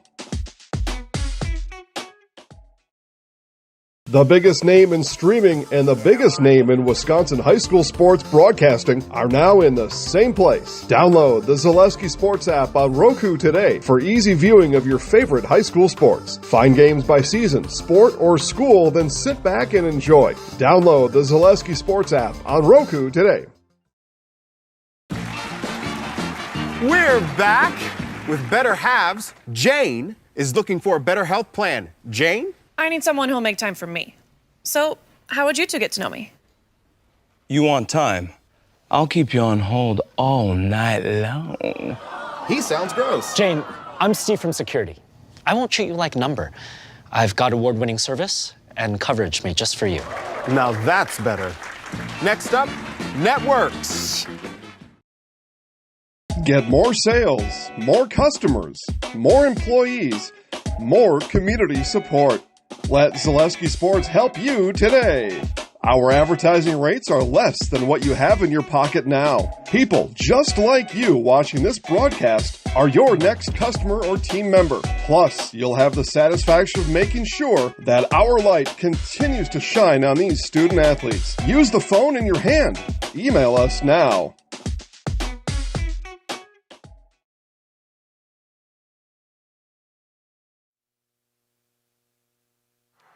Back here on Zaleski Sports, Matt Peck, Elijah Vinksalata here from Oconomowoc High School. Recap of the first half here. It was a big touchdown pass to Luca Tess in the first quarter from Mukwonago from quarterback.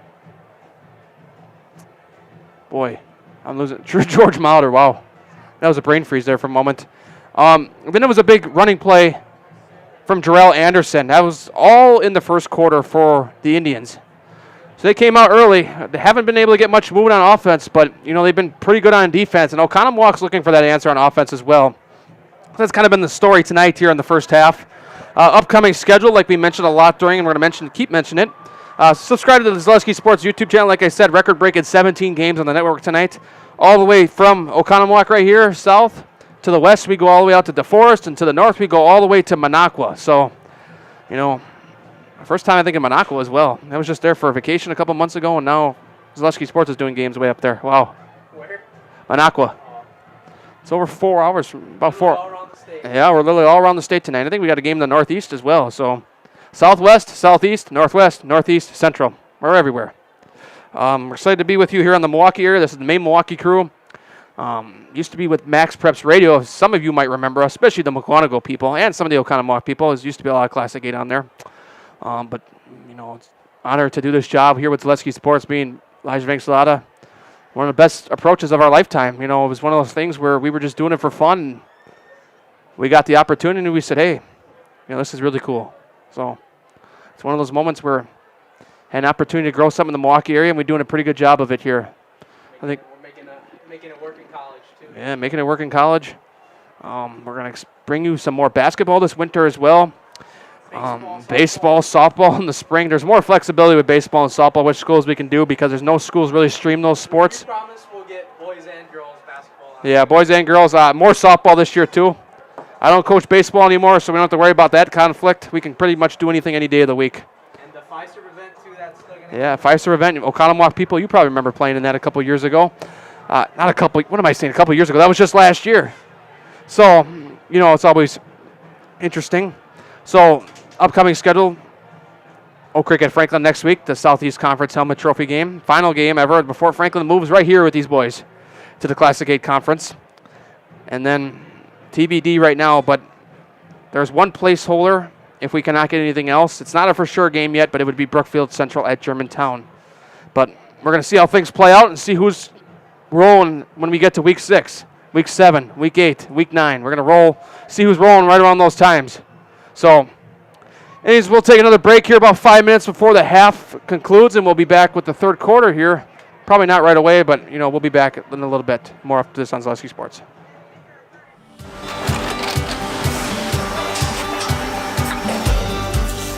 Good day. My name is Ken Hyman, and welcome to Nasonville Dairy here in central Wisconsin, Marshfield, Wisconsin, as a matter of fact. We make a lot of different cheeses. We make cheddar, Colby, Monterey, Farmer's Cheese, Pizza Cheese, Quesa Blanca, Quesa de Fir, Seco, Parm, Romano, Asiago, Fontina, Feta Caseri, Caflatiri, Cafla Graviera, 20 different flavors of Monterey, as well as making Edam, Gouda, and Munster. And the cheese be with you.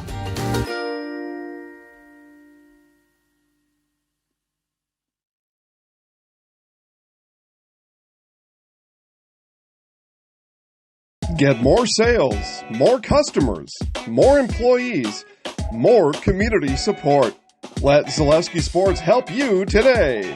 Our advertising rates are less than what you have in your pocket now. People just like you watching this broadcast are your next customer or team member. Plus, you'll have the satisfaction of making sure that our light continues to shine on these student athletes. Use the phone in your hand. Email us now. Hey, you're tuned in to Better Halves. Skip, I love my hometown, and I want a health plan that feels the same way. So, what are your favorite local date spots? Oh, yeah, I know like all the date spots in Eclair. Jane, I'm Steve from security. I've lived here in Wisconsin my whole life, and that means I understand your health coverage needs better. By the way, Doug, it's Eau Claire. I have a dozen Eclairs in my dressing room.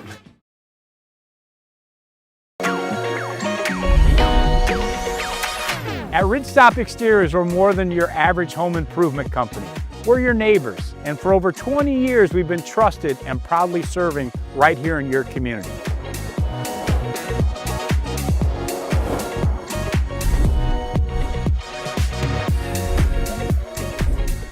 Customer service is our #1 goal. Call now for your free estimate. Ridgetop Exteriors. Hey, Fleet Farm fans, you asked, we listened. You wanted lower prices? You got them. In-store, online. We drop prices everywhere. Lower prices on summer favorites like Liquid Pool Shock, Griller's Gold Barbecue Pellets, and Airhead Towables. Lower prices on big name pet care like Purina Tidy Cats. Lower prices on Valvoline motor oils. All because you said so. Look for the bright green price drop signs to find new lower prices on everything you need for everyday life. Only at Fleet Farm. Get more sales, more customers, more employees, more community support. Let Zaleski Sports help you today. Our advertising rates are less than what you have in your pocket now. People just like you watching this broadcast are your next customer or team member. Plus, you'll have the satisfaction of making sure that our light continues to shine on these student athletes. Use the phone in your hand. Email us now.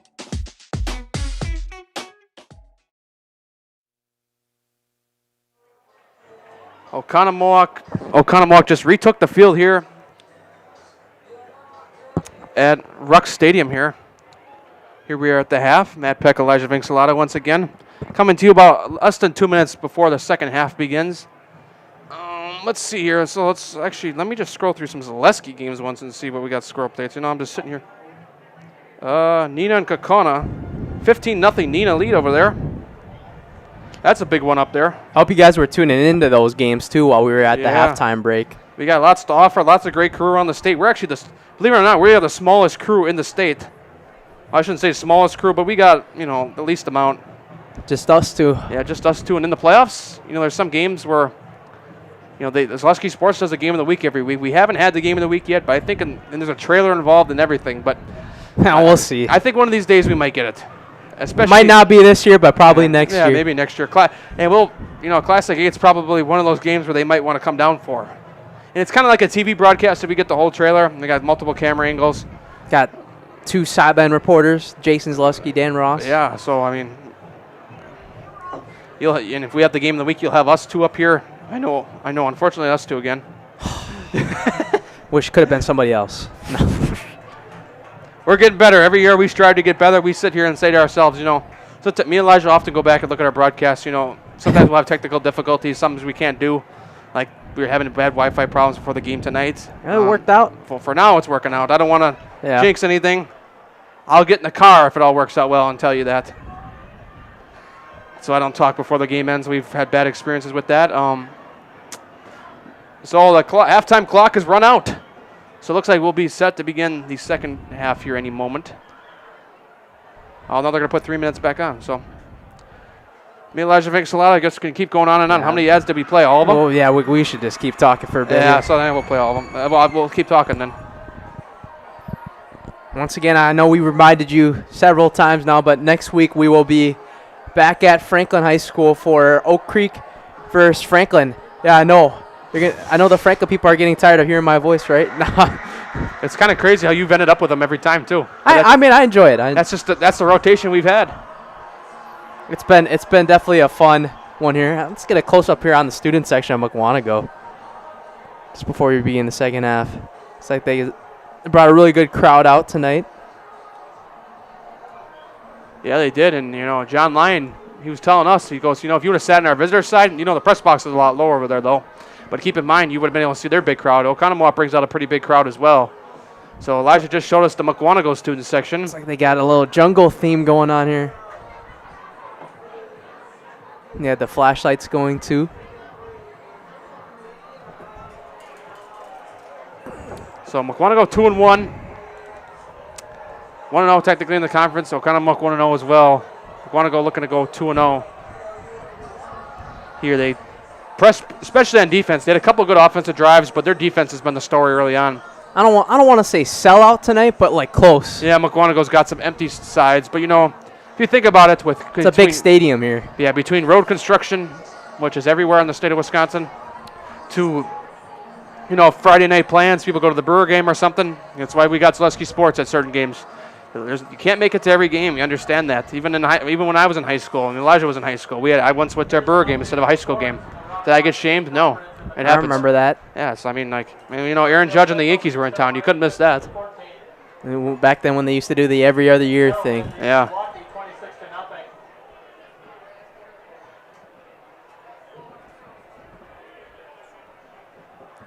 So yeah, Okconamok meeting at midfield here. We got technically the real halftime clock. Now this is the official halftime clock. They added on some. There's only 40 seconds left until begin the second half.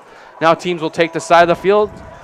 We're going to be set to begin the second half here, ladies and gentlemen. Stay with us. I think we got a good second half coming your way here on Zaleski Sports. That last 2 weeks, more than what we expected for scores, right? Yeah. Slinger Badger, that ended up being 56-17. Franklin versus Racine Case ended up Franklin 35-7. That week 1 game was amazing, though. The 23-20 yeah. Catholic Memorial loss to Franklin. Well, you know, Elijah, I'm going to tell you something right now. This is how we can get the games closer again. I'll leave for Best Buy every week. All right, leave. I'll call the rest of the game. I'm going to go to Delafield. If you watched I don't know if many of you watched our week 1 broadcast, but I was gone for half the broadcast, yeah. I was gone for half the broadcast because I had to go to Best Buy because I left the charger at home. And as you know, you need a charger if your computer gets dead because this game will not go on if you need a charger. But we have it tonight, and it's one of the things I check for, just like every wire and port that we need. Our setup's not that big, but you know, you just can't forget one thing. Otherwise, show will not go on. And when we're 45 minutes away from home here at Oconomowoc, it's tougher. But, you know, we drive far to get some of these good games on. Badger was, 52 minutes? This is 45. We got a nice close drive next week, but then back to putting some miles on, which is good for everything. So, Mukwonago set to kick it off here to begin the second half.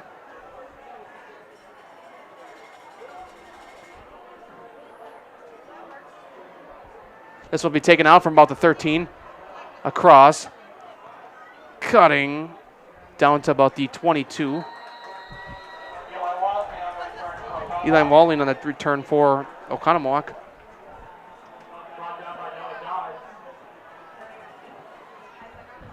Remind you of our game day sponsor as well, Fleet Farm, right down the road from Oconomowoc High School here, right off the highway. You're right. There's one here and in Muskego. I forgot about the one in Oconomowoc. We didn't come in that way. We took the other way because there was traffic. We came in off a highway, whatever highway takes you to Arrowhead High School. 2 wide receivers on the left now. Sure. Oh, we'll talk after this play. Two wide receivers on the left, one on the right. Munzel sets up now with Seraphin in the backfield next to him. Munzel gets the snap and hands it off to Seraphin that time. He's going to get maybe 1 or 2. I was just going to say, make sure you guys check out Fleet Farm as well, right down the road here. Yeah, lots of tools there. I mean, I walked in a Fleet Farm one time. I was blown away with what they got there. It's actually amazing what they have. They even got snacks there, everything. Yeah. Oh, yeah. Mukwonago fans heading home, Oconomowoc. You get some stop for gas or something, too. They got that as well. Head down Highway 83, Delafield. You drive right by Calamarian High School to get home. That's the way I know. If you take the Rock Freeway, you got 2 ramps closed now, which is just going to be a headache if we would head out that way. I don't think we have any games out there, but things could come up with our flex games. So 2nd and 8 now, 1 wide receiver set up on each side. Seraphin next to Munzel in the backfield. Oconomowoc looking to do something here on offense. Munzel gets the snap, fakes the handoff, looking to go, under pressure, gets rid of it, and they're going to call an incomplete pass. Mukwonago defender grabbed it just in case, though. That could have been grounding if there wasn't a guy there, but he threw it right below Oconomowoc jersey, so that was a right play that time. Yep, so be 2nd and 8. That'll be 3rd and 8.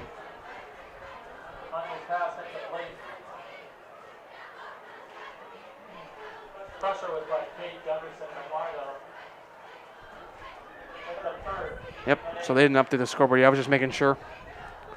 So 3rd and 8 officially. Ball will be spotted about the 29-yard line. So Oconomowoc's offense, 1 wide receiver on each side. Munzel set up here in the pistol. Nope, shotgun. Nope.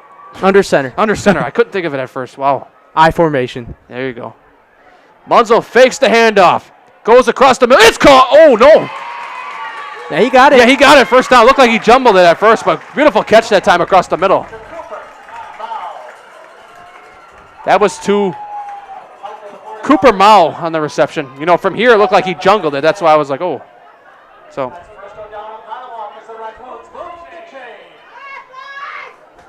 So Okconamok moves the chains, a much needed move the chains. So now 1st and 10. Ball will be spotted about the 44.5-yard line. Yeah, I think this becomes almost a must-score drive right now for Oconomowoc. Down 2 possessions. Your defense is doing the job so far. Got to try to get something here. 1 wide receiver set up on each side. Munzel gets a snap. Hands off to Seraphin. Seraphin up the middle, and he's about 3 yards maybe.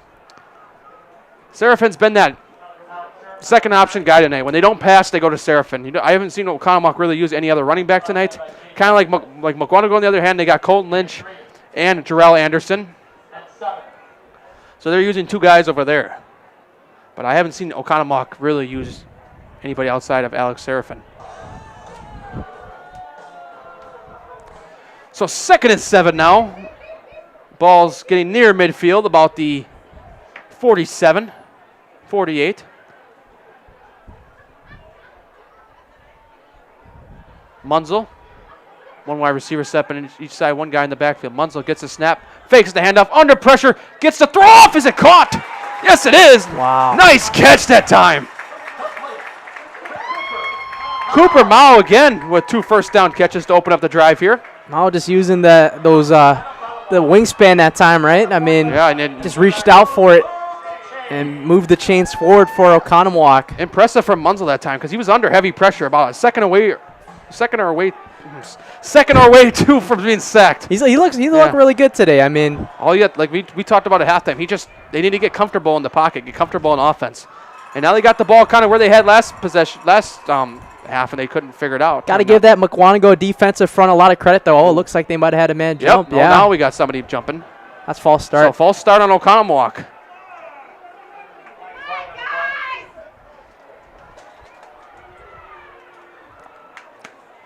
So move them back 5 more yards. False start against Oconomowoc, 5-yard penalty. Brings up 1st and 15. So it'll be 1st and 15.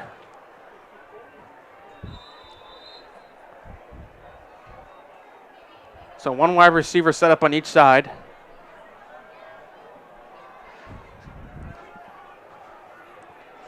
Munzel will be interested to see what he goes here. Will he go to his running back Seraphin or keep it? So it looks like he'll go to Seraphin.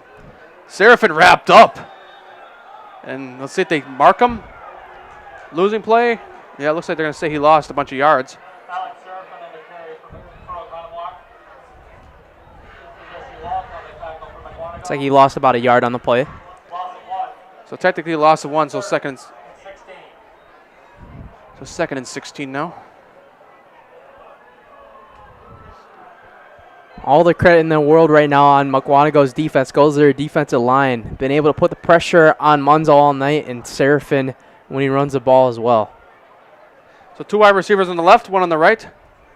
Munzel gets the snap, fakes the handoff, rolls to the right. Looking for that big play over the middle. It's caught, 1st down and more. Down to the 25-yard line.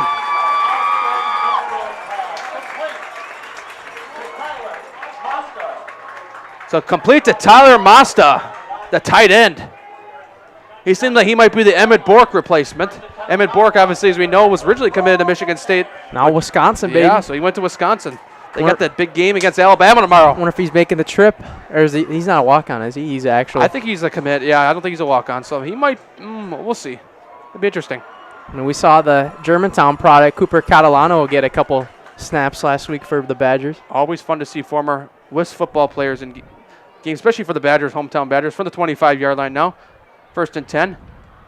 Munzel fakes the handoff under pressure. Gets a couple yards, but I think he might have just gotten back to the line of scrimmage.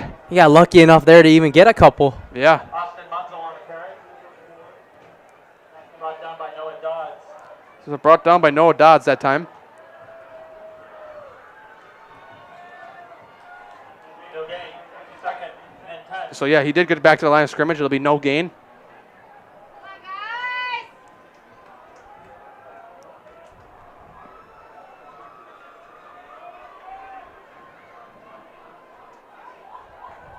So Munzel going to go under center this time. 2 guys in the backfield, 2 on the outsides. Munzel gets the snap, fakes the handoff. That's pressure. Looking to pass. Pass is caught. 1st down.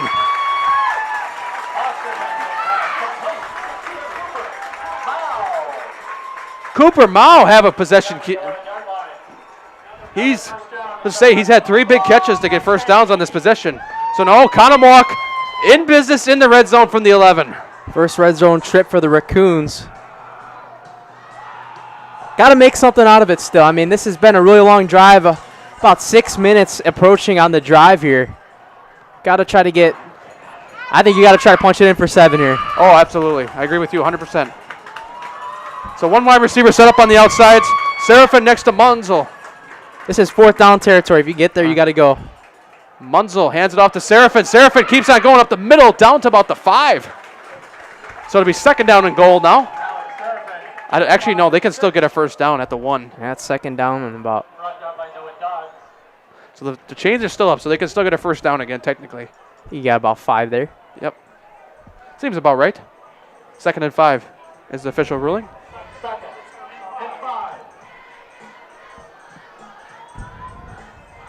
And like I said again, I mean, you drew 6 minutes off the clock. Mukwonago hasn't even seen the ball yet in the second half, so they haven't seen their offense on the field in a long time at Peck. Yep, 2nd and 5, 2 wide receivers on the left, 1 on the right. Munzel waiting to snap, gets the snap here, fakes the handoff, rolls around the right, and he's going to be brought down. He just gets the pass off, and a flag is going to be thrown for intentional grounding.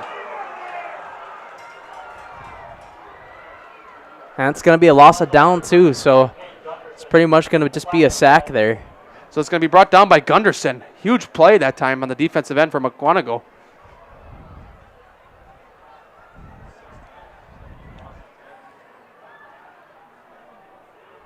So Cade Gunderson, the linebacker, comes in and forces pressure on Munzel. So it'll be intentional grounding against Oconomowoc. So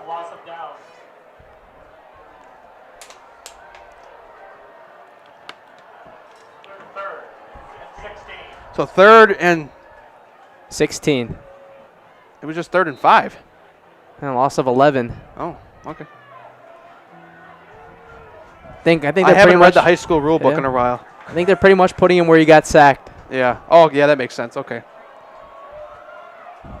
So now this will be from about inside the 20, about 17-yard line. 1 wide receiver outside on for each Oconomowoc. Seraphin in the backfield. Munzel fakes the snap. End zone shot! Incomplete. Still think you got to go here. Doesn't matter, 4th and 16. You got to try to cut the game in half right here. This is big play. 100%. I agree with you 100% right there. Let's see what they do. Sal Lugie, I mean, got to try. Got to try to get 6. Yeah, and they're going to basically got to go to the end zone here, too. It's a touchdown or nothing right here for them. Yeah, because to get a first down, they got to get to about the 1.5-yard line. And if I'm Mike Ganavoc, too, I'd bring a lot of pressure here because he hasn't been Munzel hasn't been that great against pressure, so let's see what he draws up here on both sides. Yep. Oconomowoc. So they're going to talk things over just to make sure they want to do what they want to do. But here's one. Here's one thing I noticed. What's up? It's pretty obvious Oconomoc's going past there. Oh, yeah. Because they had nobody in the backfield, and it's 4th and 16. You're not going to go far, just running the ball to get basically to the end zone. Mukwonago expects a pass. Even if you run it, I don't think you're going to fool them that much. Especially with that far out, you basically got to get to the end zone. So it'll be interesting to see what Oconomowoc does out of the timeout here. Will they stay with going for it, or? I think you do.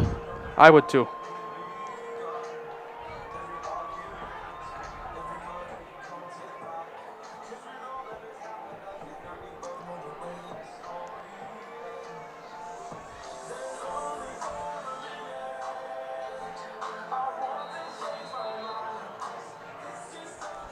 So a 14-0 lead for Mukwonago here. You haven't been with us. It was all scoring in the first quarter. It was a Luca Test touchdown, a big passing touchdown. It was a Jarrell Anderson. Wow.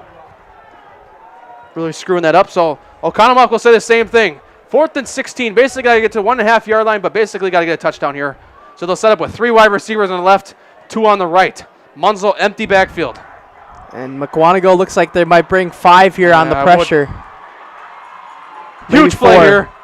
Munzel gets the snap, looking to go, and is he going to be brought down? And he throws it away. The ball's out. Oh my goodness! They're gonna call it incomplete. And wait a minute here. He looked like I don't know. That was incomplete. So Mukwonago will take over no matter what. But he was technically sacked. I mean, incomplete pass. It will be ruled, but you know. We don't have close-up cameras, but it would have been interesting to see if his arm went forward. Unless he was being pressured to the point where, you call the play dead, right? I mean, that's probably what happened. Yeah, I think so too. So Oconomowoc, it's just been that kind of night for him. They can't punch it in once again. So been able to work it down the field a couple of times, just can't finish. That's been the story for them. So Mukwonago will take over again on offense here. 4:58 remaining here in the third quarter. And you got to give it up to Mukwonago's defense again, really forcing the pressure on Munzel. So 2 wide receivers on the left. Molitor gets a snap, tosses it outside, right side. Brought down. Let's see who that was that time. That was Max Bayman on the carry, the wide receiver. They actually tossed it to that time. Gets a good chunk of yards that time. So gain of 4. So 2nd and 6 it will be. So Molitor sets up here. 1 wide receiver on each side. Gets the snap, hands it off. Up the middle. Doesn't quite get there. And that was Colton Lynch that time. They're going back to Colton Lynch. They've used Jarrell Anderson and Colton Lynch quite a bit tonight. The run game has been their bread and butter, other than that one big play pass from Molitor to Tess. 3rd and 4.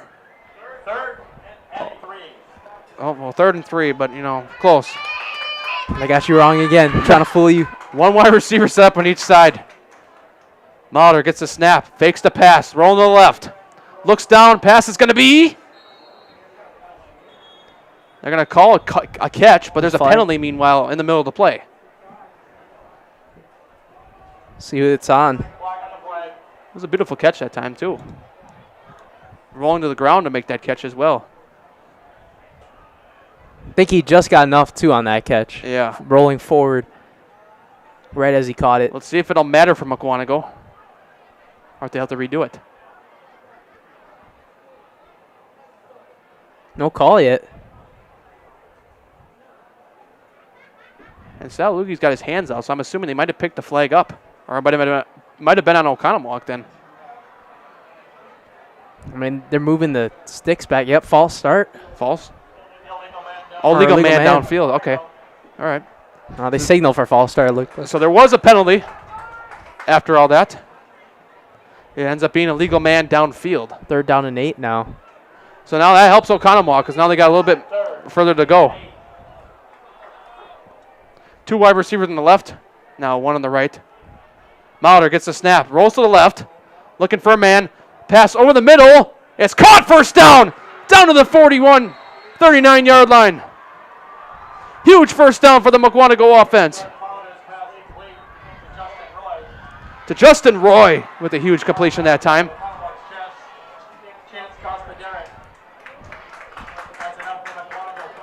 So 2 wide receivers now on the left. Hands it off through the middle side and taken down. So Colton Lynch on that carry that time for Mukwonago.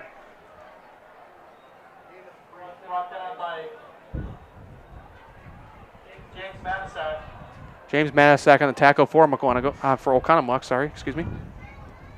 So 2nd and 7. 2 wide receivers on the right. Molitor waiting the snap. He gets the snap.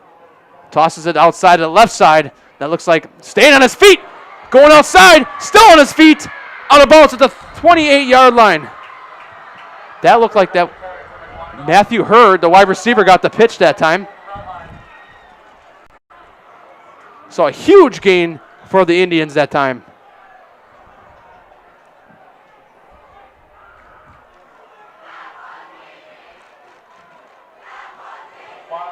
I think they're chanting that was easy. So the running game is looking really, really easy today. I'll tell you that. 1st and 10 now. Hands it off. It looks to be Lynch again. Oh my Staying goodness. on his feet. And a flag comes down mid-play, towards the end of the play. Colton Lynch was on the carry. He probably has enough for a 1st down if it stands.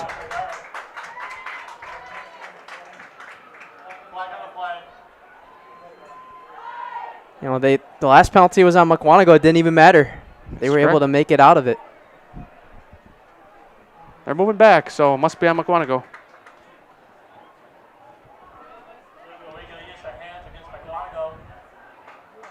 Legal use of hands against Mukwonago.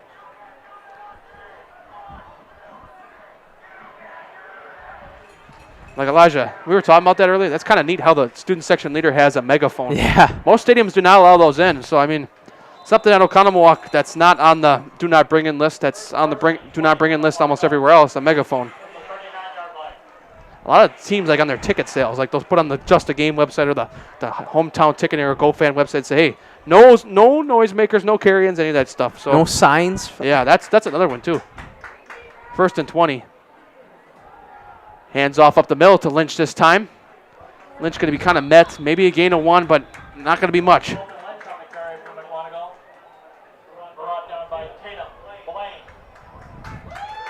So Tatum Blaine on the tackle that time for Oconomowoc.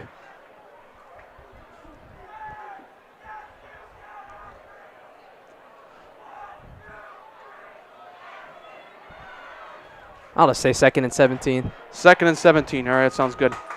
Gets the pass. Mauldner fakes it. Pass over the right side. It's caught. Stays on his feet. Keeps on going. Moving. 10, 5, out of bounds.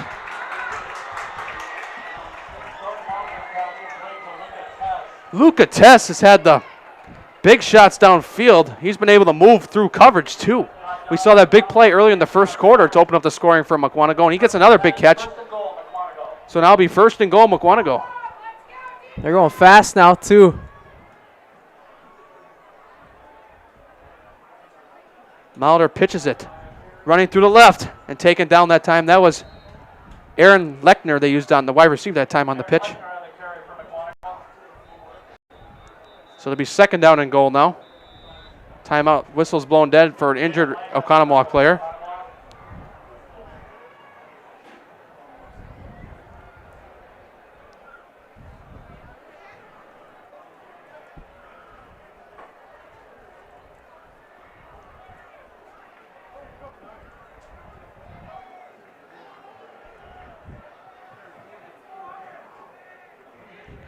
So we'll stay here, just talk it over, but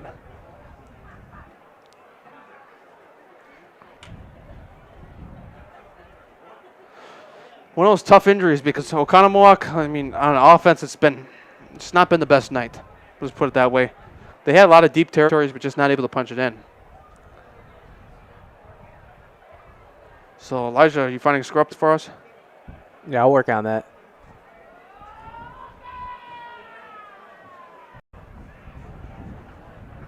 All right, so as we wait here, it's good to see him getting back up.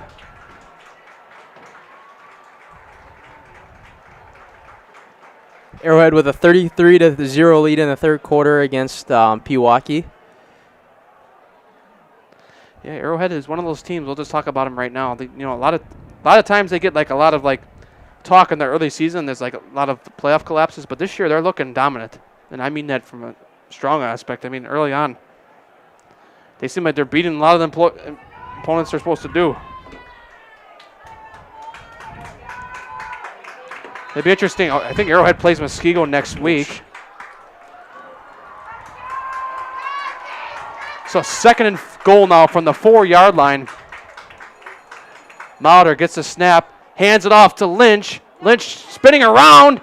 Does he get in? Yes, he does. Touchdown, Mukwonago. And a flag is thrown after the play. It's the first touchdown Mukwonago scored in a while.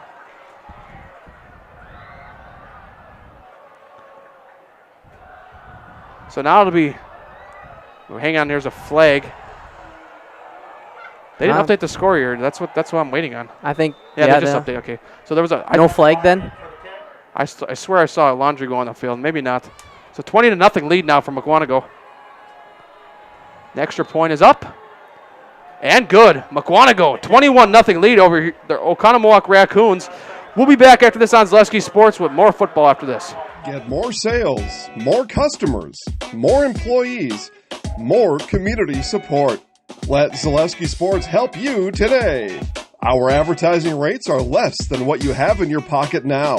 People just like you watching this broadcast are your next customer or team member. Plus, you'll have the satisfaction of making sure that our light continues to shine on these student athletes. Use the phone in your hand. Email us now.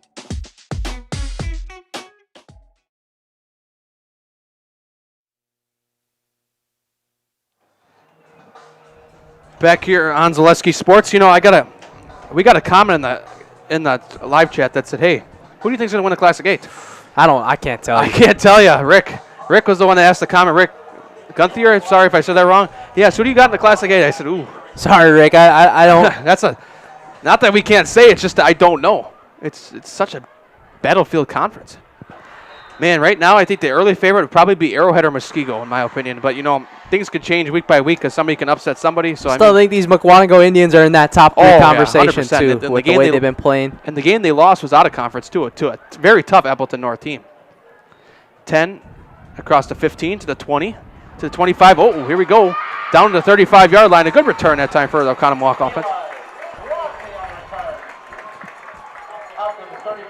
Eli Wozni on the return for Oconomowoc.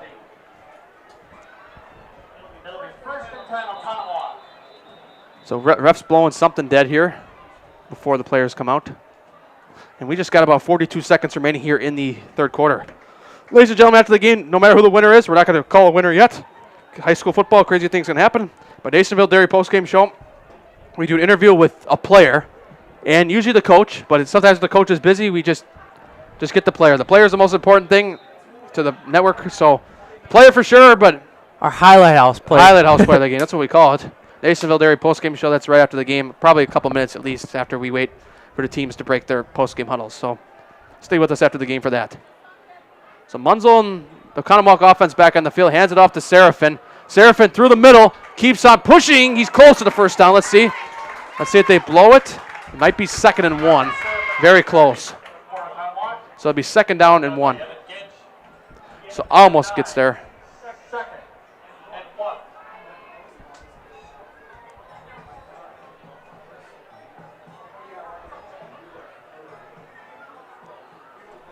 So clock rolling down into the final 20 seconds of the quarter here at Ruck Stadium here in Oconomowoc on site of Oconomowoc High School. So one wide receiver set up on each side.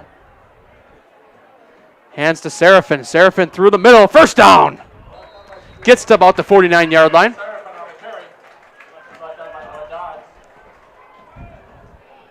I don't think they're going to be able to run another play, maybe, but I don't think so. Really fast. Although the clock stops for first downs here in high school.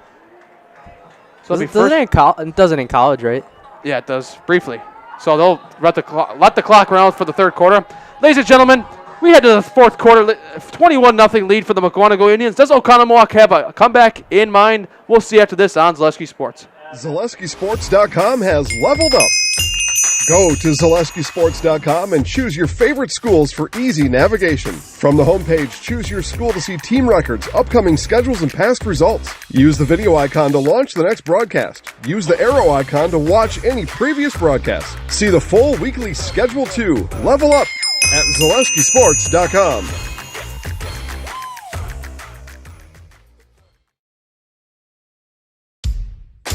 Hey, Fleet Farm fans, you asked, we listened. You wanted lower prices? You got them. In-store, online. We drop prices everywhere. Lower prices on summer favorites like Liquid Pool Shock, Griller's Gold Barbecue Pellets, and Airhead Towables. Lower prices on big name pet care like Purina Tidy Cats. Lower prices on Valvoline motor oils. All because you said so. Look for the bright green price drop signs to find new lower prices on everything you need for everyday life. Only at Fleet Farm. Back here on Zaleski Sports, 1st and 10, beginning of the fourth quarter here for the Oconomowoc offense. 2 wide receivers on the right, 1 on the left. Right in front of us now. Munzel gets the snap, hands it to Seraphin. Seraphin kind of met right at that line of scrimmage that time. So it'll be about 2nd and 10, maybe 9. Yeah, I don't know about that idea. Just running the football right now, down by 3 possessions. What Oconomowoc needs, the best thing for them right now is just get in the end zone. See how it feels for tonight against this Mukwonago defense. That's what they need to do. Just get in the end zone, get some points on the board, kind of gain that confidence back.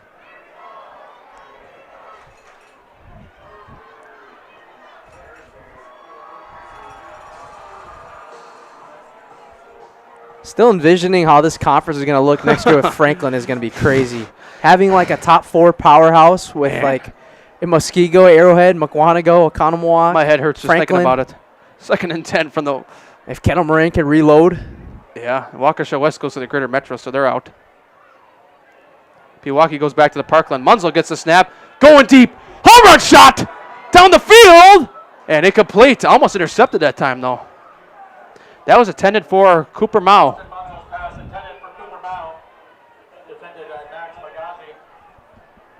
So 3rd and 10.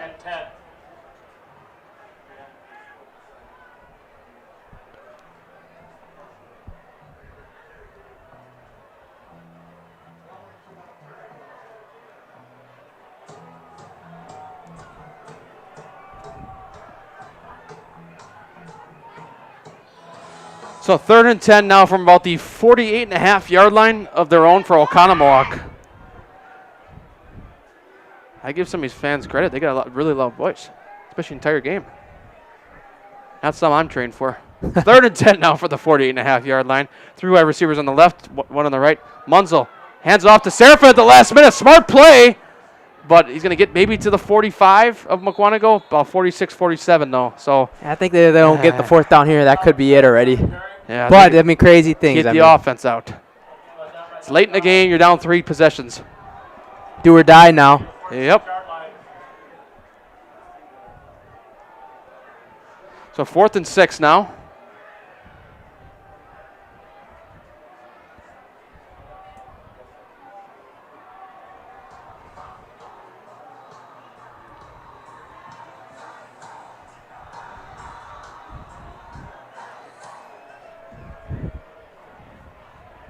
So 4th and 6, 3 wide receivers, empty backfield for Oconomowoc. 2 wide receivers on the right. Munzel setting up here. I'm Mukwonago's territory, but they really desperately need a first down here. Munzel gets the snap, passing across. It's incomplete, right off the hands. That was a 10-2 Brady Buss. Their backup running back, and Mukwonago will take over. I almost said Milwaukee. The Bucks are playing? The Brewers? Or Milwaukee, Pulaski, or Reagan. Yeah. We don't cover them very often. That's why I'm surprised I almost messed it up. So Mukwonago will take over on offense. 10:03 left here in the 4th quarter. Ladies and gentlemen, Nasonville Dairy postgame show after the game. Stick with us. Winning coach, winning player of the game. If Mukwonago keeps this lead, I always do the if because you never know. It'll probably be one of the running backs from Mukwonago. What about with 1 second left and the score is the same? Well, a couple picks, I don't want to say anything because everyone's going to say it's the announcer's fault why we lost. Anyways, meanwhile, it's a pitch to the wide receiver. That's number 10, Matthew Hurd, and he gets about 4 or 5 on that play.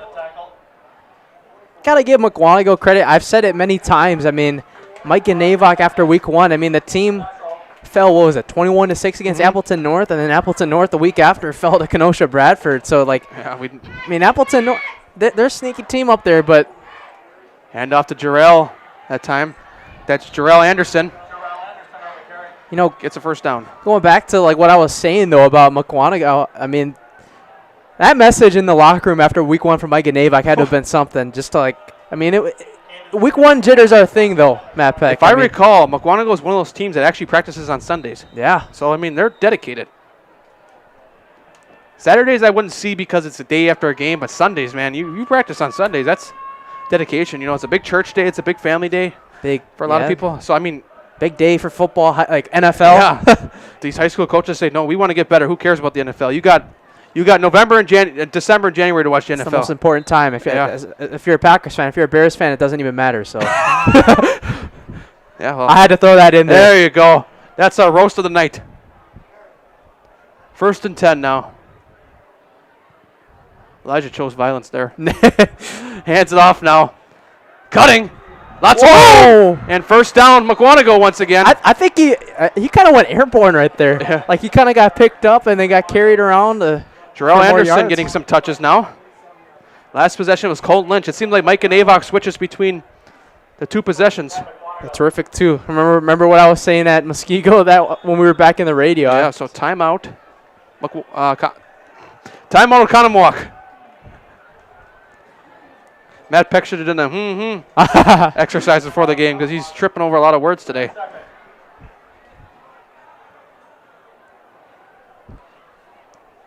Let's see if I can find a couple more scores while we're at it.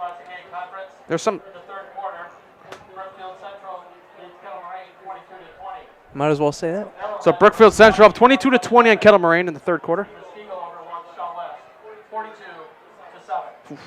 Muskego 42-7 on Waukesha West. Yeah, when Rick asked that question earlier about who the favorite is to win the Classic 8, I can't answer that. Not like I said, not that we're not allowed to. It's just that I just can't pick a winner. I'm just saying that whenever, It's just so tough of a conference. like whenever the matchups of Mukwonago, Muskego happen, Arrowhead, Muskego, Arrowhead, Mukwonago, those matchups are going to be like cinema. Arrowhead, Mukwonago. No, Arrowhead's got Muskego, then they got Mukwonago the week after. Oh my goodness, that's quite a haul there, ladies and gentlemen. Hands it off to Jarrell that time. That's Jarrell Anderson, taken down about a gain of 6. You know the Classic 8's a good conference when you got teams that say they don't got no easy opponent every week. I mean, I don't think that's the mindset for every coach, but there are some conferences where it can feel like that. But this is not the one, and especially when you add a team like Franklin to the conference next year, it's just gonna be like everybody's gonna be good. Pass deep, and there's probably gonna be a pass interference there. Yep, the flag comes in. There was a little bit of a grab on the right end, so there'll be a pass interference on the defense. So Mauler trying to really go with a final pitch to win the game. Not win just to shut it down. Went deep that time. So it'll be pass interference on the defense. I think it'll be enough for first and goal too. Yeah. With the 15-yard rule.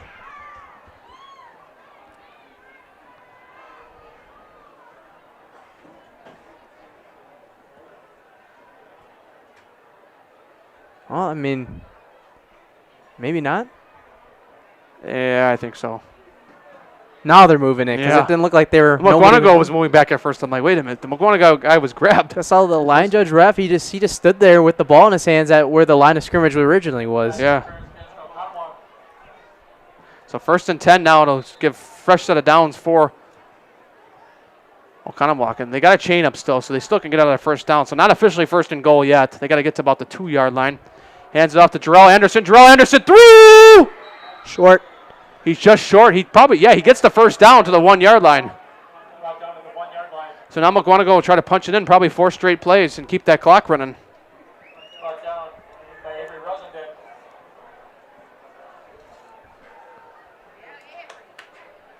So now 1st and goal now from about the 1 or 2-yard line. Hands it off in. Touchdown, Mukwonago. Jarrell Anderson is 2nd of the night. And he's in. And the highlight house player of the game will probably go between. Glad they get both. Yeah, both running backs. Just talking about. That's what we did last week. So, yeah, 27-0 lead now for the Indians of Mukwonago.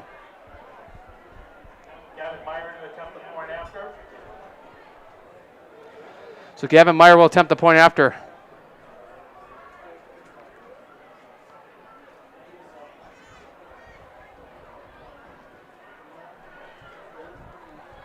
Kick is up and good. So Mukwonago, 4-touchdown lead impressively tonight. We'll head to break. 8:15 left in this game. We'll be back with more football after this on Zaleski Sports. From humble beginnings in 1904, the Wheatrick family has grown Grassland Dairy Products into one of the largest processors of butter in the nation. Based in Greenwood, Wisconsin, the family and its hundreds of employees continue their pursuit of providing high-quality products that can proudly be served in restaurants and homes across America.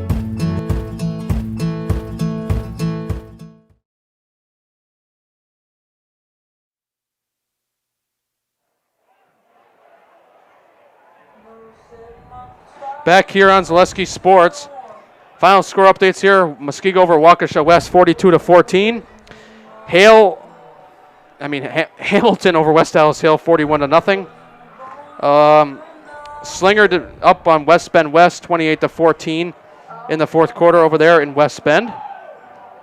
Waterford and Wilmot, neck and neck 21-21.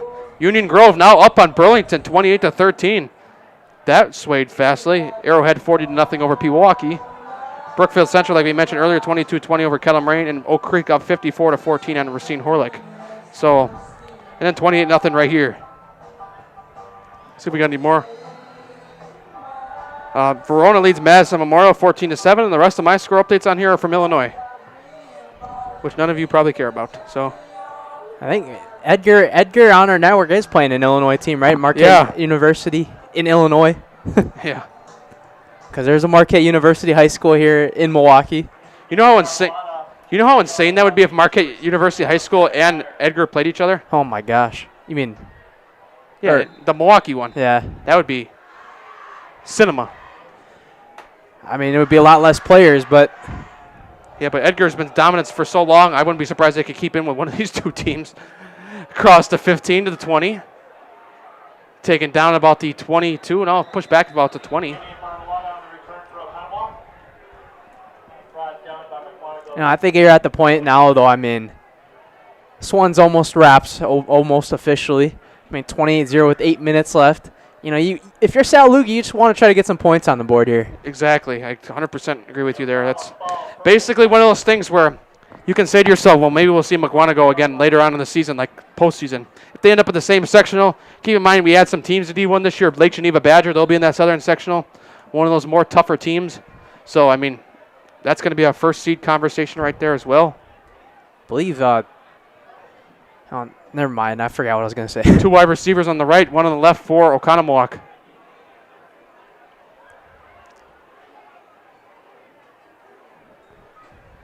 Munzel gets the snap, rolls to the left, stays on his feet, and hit hard. And is that going to be ruled incomplete? It went out of bounds, the ball.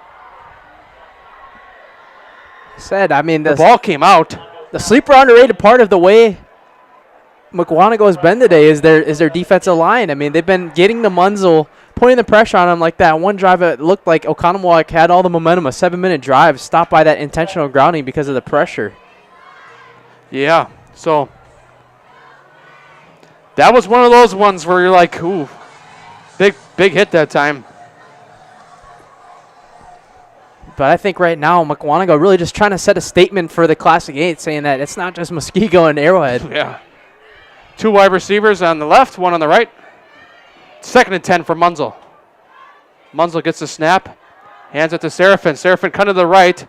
It's going to be met by a bunch of Indians.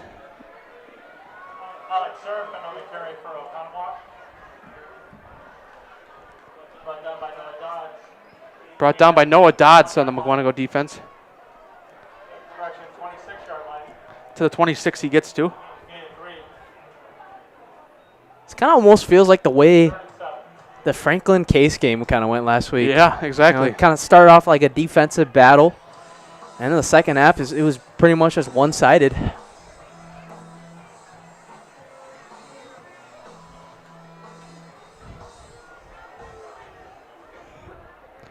So 3rd and 7 now for this Oconomowoc offense. 1 wide receiver set up on each side.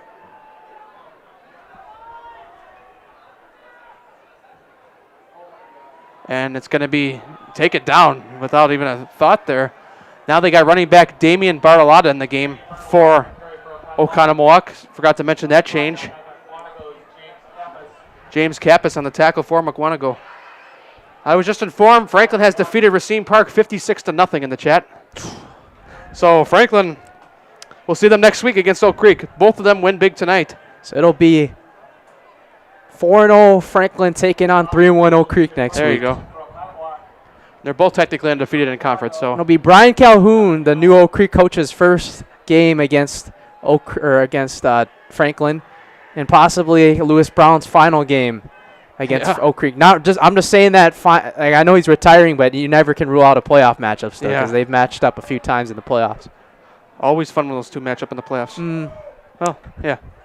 Oh, ball's fumbled, snapped, blocked. It's going to be picked up.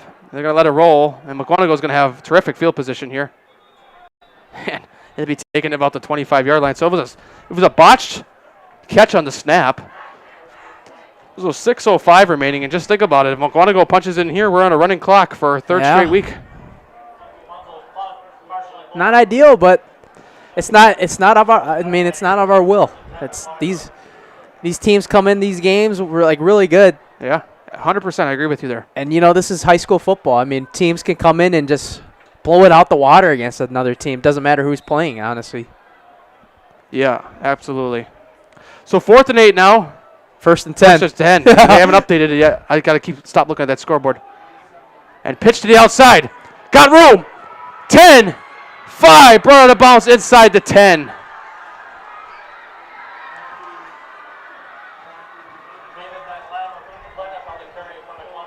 So it's a new running back even compared to the two. I think it was Dave. Bennett Brosford brought down. I think it's David. Listen better for the name here. And here's the next snap. Up the middle, pushing in. Touchdown, Mukwonago. Colton Lynch back in the game, gets another touchdown. All right, that's got to be your dagger now. That's got to be your dagger. And Colton Lynch, you most likely just made yourself the Highlight House player of the game for Zaleski Sports tonight. Well, I might get both. We'll see. We'll just see where all the players are at after the game. That's the problem. That's not my choice, obviously. That's yours. Let's just see where the players are at after the game, that's because true. sometimes they run away and you can't find them. So 34-0 lead for Mukwonago. Once Okconamok does get the ball back, in fact, it will be a running clock.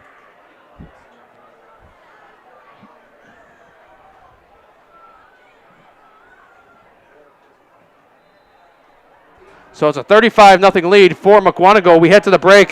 5:51 remaining here in the game. Mukwonago leads big, 35-0. Hi, I'm Josh Sparks, owner of Infinity Exteriors. 9 out of 10 brand new roofs can't pass a simple manufacturer warranty inspection, meaning 9 out of 10 brand new roofs have no warranty. Infinity operates on principles instilled in my Marine Corps service: honor, courage, and commitment. Infinity is meticulous craftsmanship, unbeatable quality, and always at the best price. Infinity buys more, pays less, passing those savings directly to you. We're booking new roofs, siding, and windows. Call today.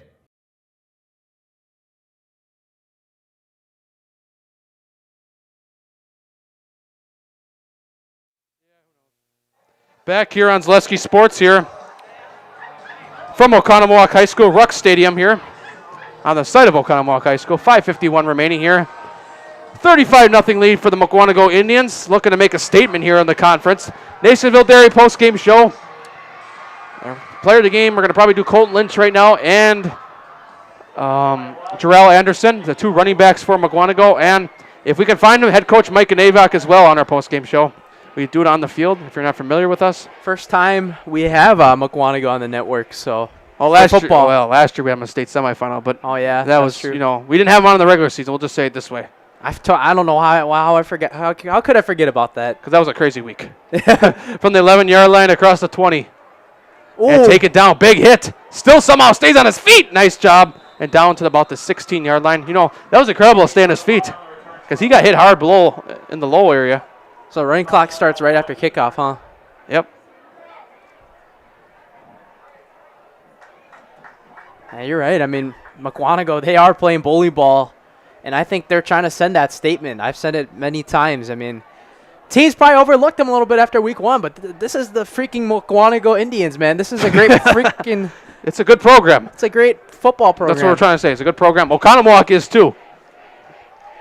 Nobody is bad in the Classic 8. We'll just say it that way. I think they're chanting for somebody. Because you wouldn't survive in the Classic 8 if you were a bad team. So everybody's good in the Classic 8. We'll just say it that way. But you know, sometimes you just have off nights, and that's what happened tonight. And that's a run up the middle. Damian Bartolotta, they're going to start utilizing him. Seraphin, they might just sit him out for the rest of the game now. As he's staying on the sideline. I can see him here from here, number 0 on the sideline. Safe to say these... You're at that point of the game now where the fans start chanting they want somebody that hasn't been in the game that much. Yeah. And Mike Navak's probably like, shh. I'm sure he's happy about it at the same time, though, because their defense is, their fans are making noise on defense still. Absolutely. I would be, too. So rightfully second and 7. The pitch of shutout is incredible. It is. So one wide receiver, two wide receivers on the right, one on the left. Damian Bartolotta in the backfield. Hands it off to Bartolotta. Bartolotta staying on his feet. Gets the first down. And the clock will continue to run despite the first down. Brought down by Zach Cassis.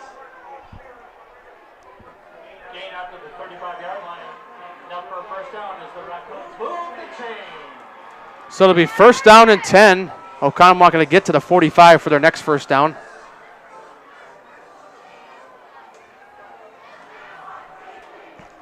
And two wide receivers on the left. Yep, what's up? I'll say it after this play.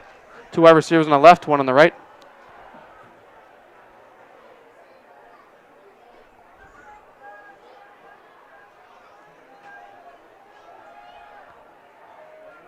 Handoff to Damian Baralata. He's close to the first down. I think he's got about 9. He might even.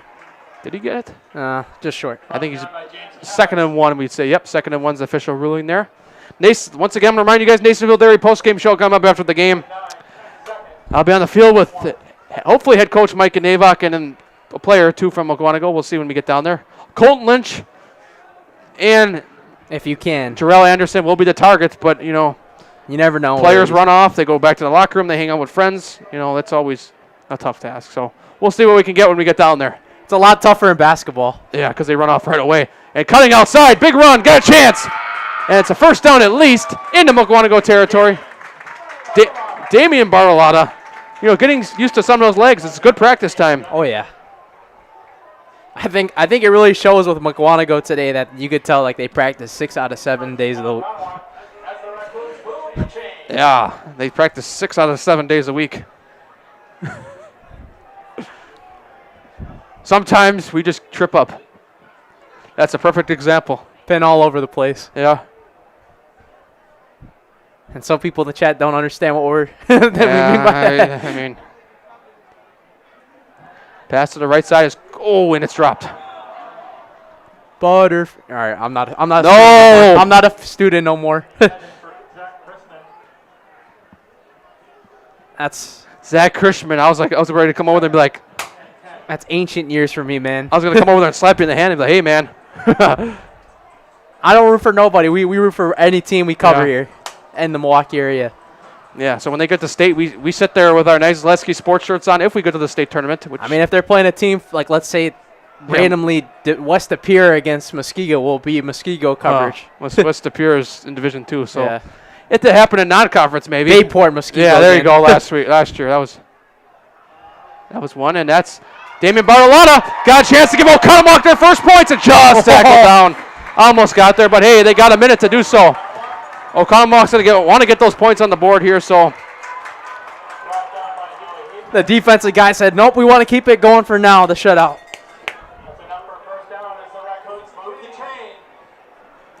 So,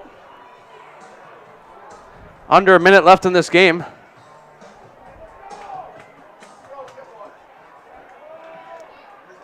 So 2 wide receivers on the right, 1 on the left. And like we said again, just try to get some momentum for next week. So Munzel. Hands off to Baralata. Damian Baralata trying to push through. Couldn't quite take the defensive line with them. They'll have time for probably at least one more play. And timeout is called with 21 seconds left. It's their final one too, so I mean. Punch it in or not. Exactly. But that gives Mukwonago student section time to do the 7 Nation Army chant at the end of the game. I guess so, yeah, you're right.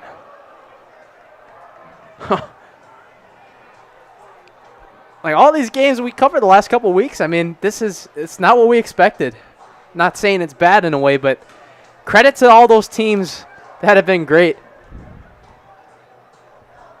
Exactly.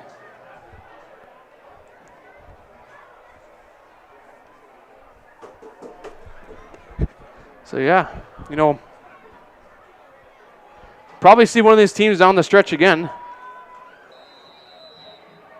If we get that Week 8 game at Muskego. We might have a little scoregami here. Same score we had last week, possibly, if Oconomowoc could punch it in here. I thought Case scored 7. Yeah, but if they could score. Oh, you're right, you're right. Yeah, you're right about that. I never thought of that.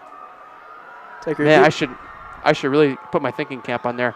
Handoff. Well, maybe. Will he get there? No. And how many timeouts do they have left? None. Take it back. They have none. So, ladies and gentlemen, that's likely the final play. I think they might try to get one more here. I would. Oh, they got to go. They got to go. 5, 4. They're going to go one more. Yeah, just in time. Just in time. Will he get in? Does he get in? Yes, he does on the final play of the game. Touchdown, Oconomowoc. Damian Baralata. Way to go home with some. That's a good way to go home with some confidence. So, that scared Got some me. confetti. Confetti right in front of us. So 35-6. Will they even kick the extra point? Mukwonago's already walking on the field. No, so they will kick the extra point. Okay, so there's a bunch of Mukwonago. Yeah, I was getting ready for that too. Yeah, so I guess. Wait, so no, will they? No. Oh, all so right. they're just going to go 35-6.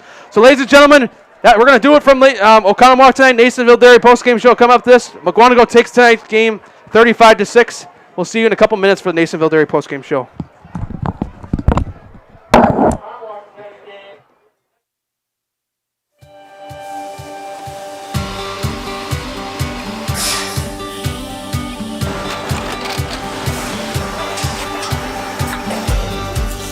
Good day. My name is Ken Hyman, and welcome to Nasonville Dairy here in central Wisconsin, Marshfield, Wisconsin, as a matter of fact. Nasonville Dairy actually goes back to 1885. We are the oldest plant in Wood County. When our father brought us here in the early 1960s, we ran 7,500 pounds of milk a day. We now run 1.8 million pounds of milk a day. We buy dairy milk from 200 dairy farmers here in central Wisconsin, produce it, and ship it all over the world. We make a lot of different cheeses. We make cheddar, Colby, Monterey, farmer's cheese, peach cheese, Quesa Blanca, Quesa de Fure, Seco, Parm, Romano, Asiago, Fontina, Feta Caseri, Caflatiri, Cafla Graviera, 20 different flavors of Monterey, as well as making Edam, Gouda, and Munster. This has allowed us to go to a lot of different countries. Our furthest accounts are now in China, Japan, Canada, Saudi Arabia. We do ship to Mexico, as well as a number of other places throughout the world. This is what we call Cheese Making 101. We tried to walk you through the cheese plant today, and we're in hopes that you see our people, what they're doing, and the amount of work that goes into producing the products that we hope you enjoy.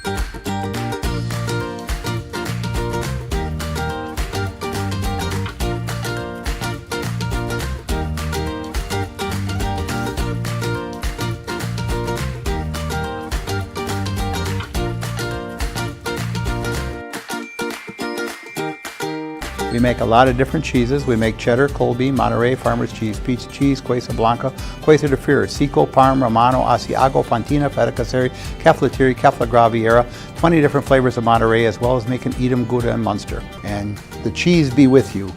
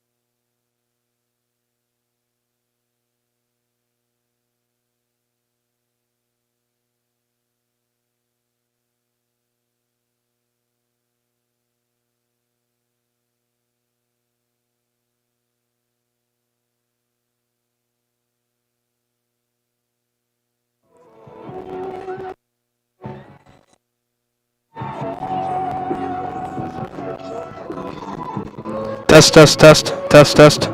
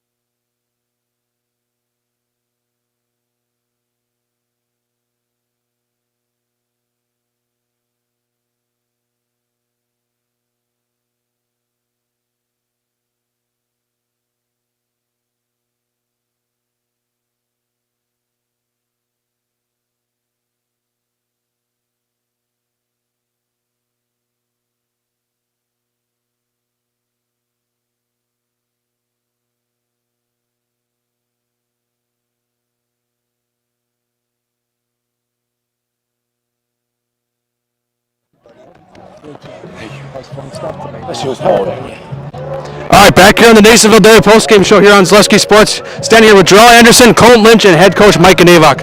Coach, I'll start with you. Just tell me about how you guys got it done tonight. Impressive defensive effort. We brought the 2 running backs in because I was really impressed with your ground game tonight. Just tell me about how you guys got it done. Yeah, we had a plan going in. We had to tweak it a little bit at halftime. We saw some things that we liked. At the end of the day, I'm really pleased with the improvement that we've made through the first 4 weeks. You know, we bring 7 new starters to the offensive side of the ball, and we're just, getting better every single. They're buying into the coaching. We're trying to avoid complacency at all costs, and these kids are hungry, and it's truly a blessing to be able to be called their head coach. Perfect. Final question for you is, you guys standing in the Classic A conference here. I mean, it's the toughest it can get. You guys fell your first game of the season. People were like, "What's Mukwonago going to be?" And you guys just fought back. 3.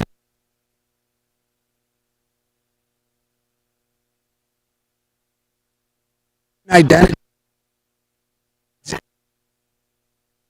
We knew that we were going to be pretty solid on D with what we returned, but it was going to take a little bit with offense, and they're trying to create their own legacy and trying to create their.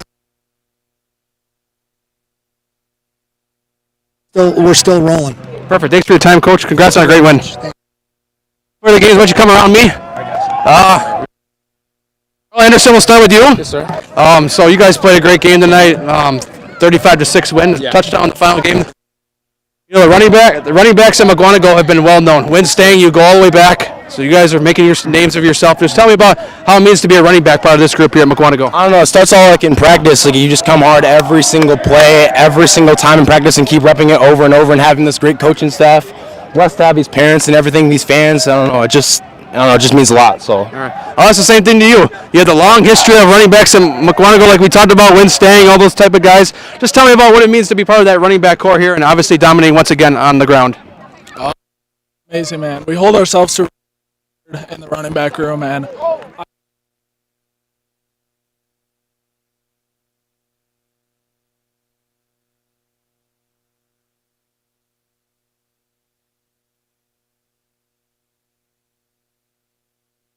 Let you guys go party.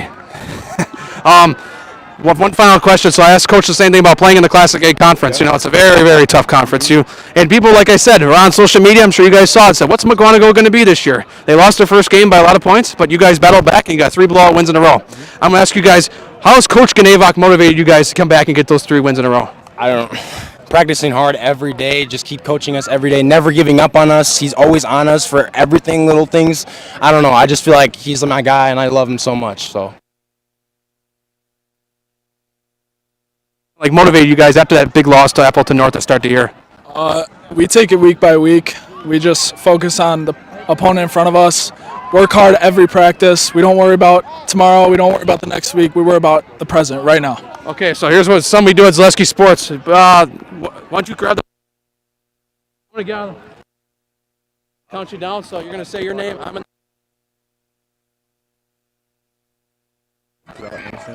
Yes, and then actually say Darrell Anderson, then say Colton Lynch, and then say we're in the house. I'm not in the camera shot. He's right above the OC. So what do I say? 5, 4, 3, 2, 1. I'm Darrell Anderson. I'm Colton Lynch. And we're in the house. Thank you. Hey, I got you. Thank you. Appreciate you. Thank you. I appreciate you. All right, that's going to do it here from Oconomowoc High School. Mukwonago gets the 35-6 win here at Classic 8 action. We're back next week with more football and Zaleski sports on Oak Creek versus Franklin for the final battle for the helmet trophy. Anyways, we'll be back next week. Matt Peck, Elijah Vinksla signing off. Good night here from Oconomowoc High School.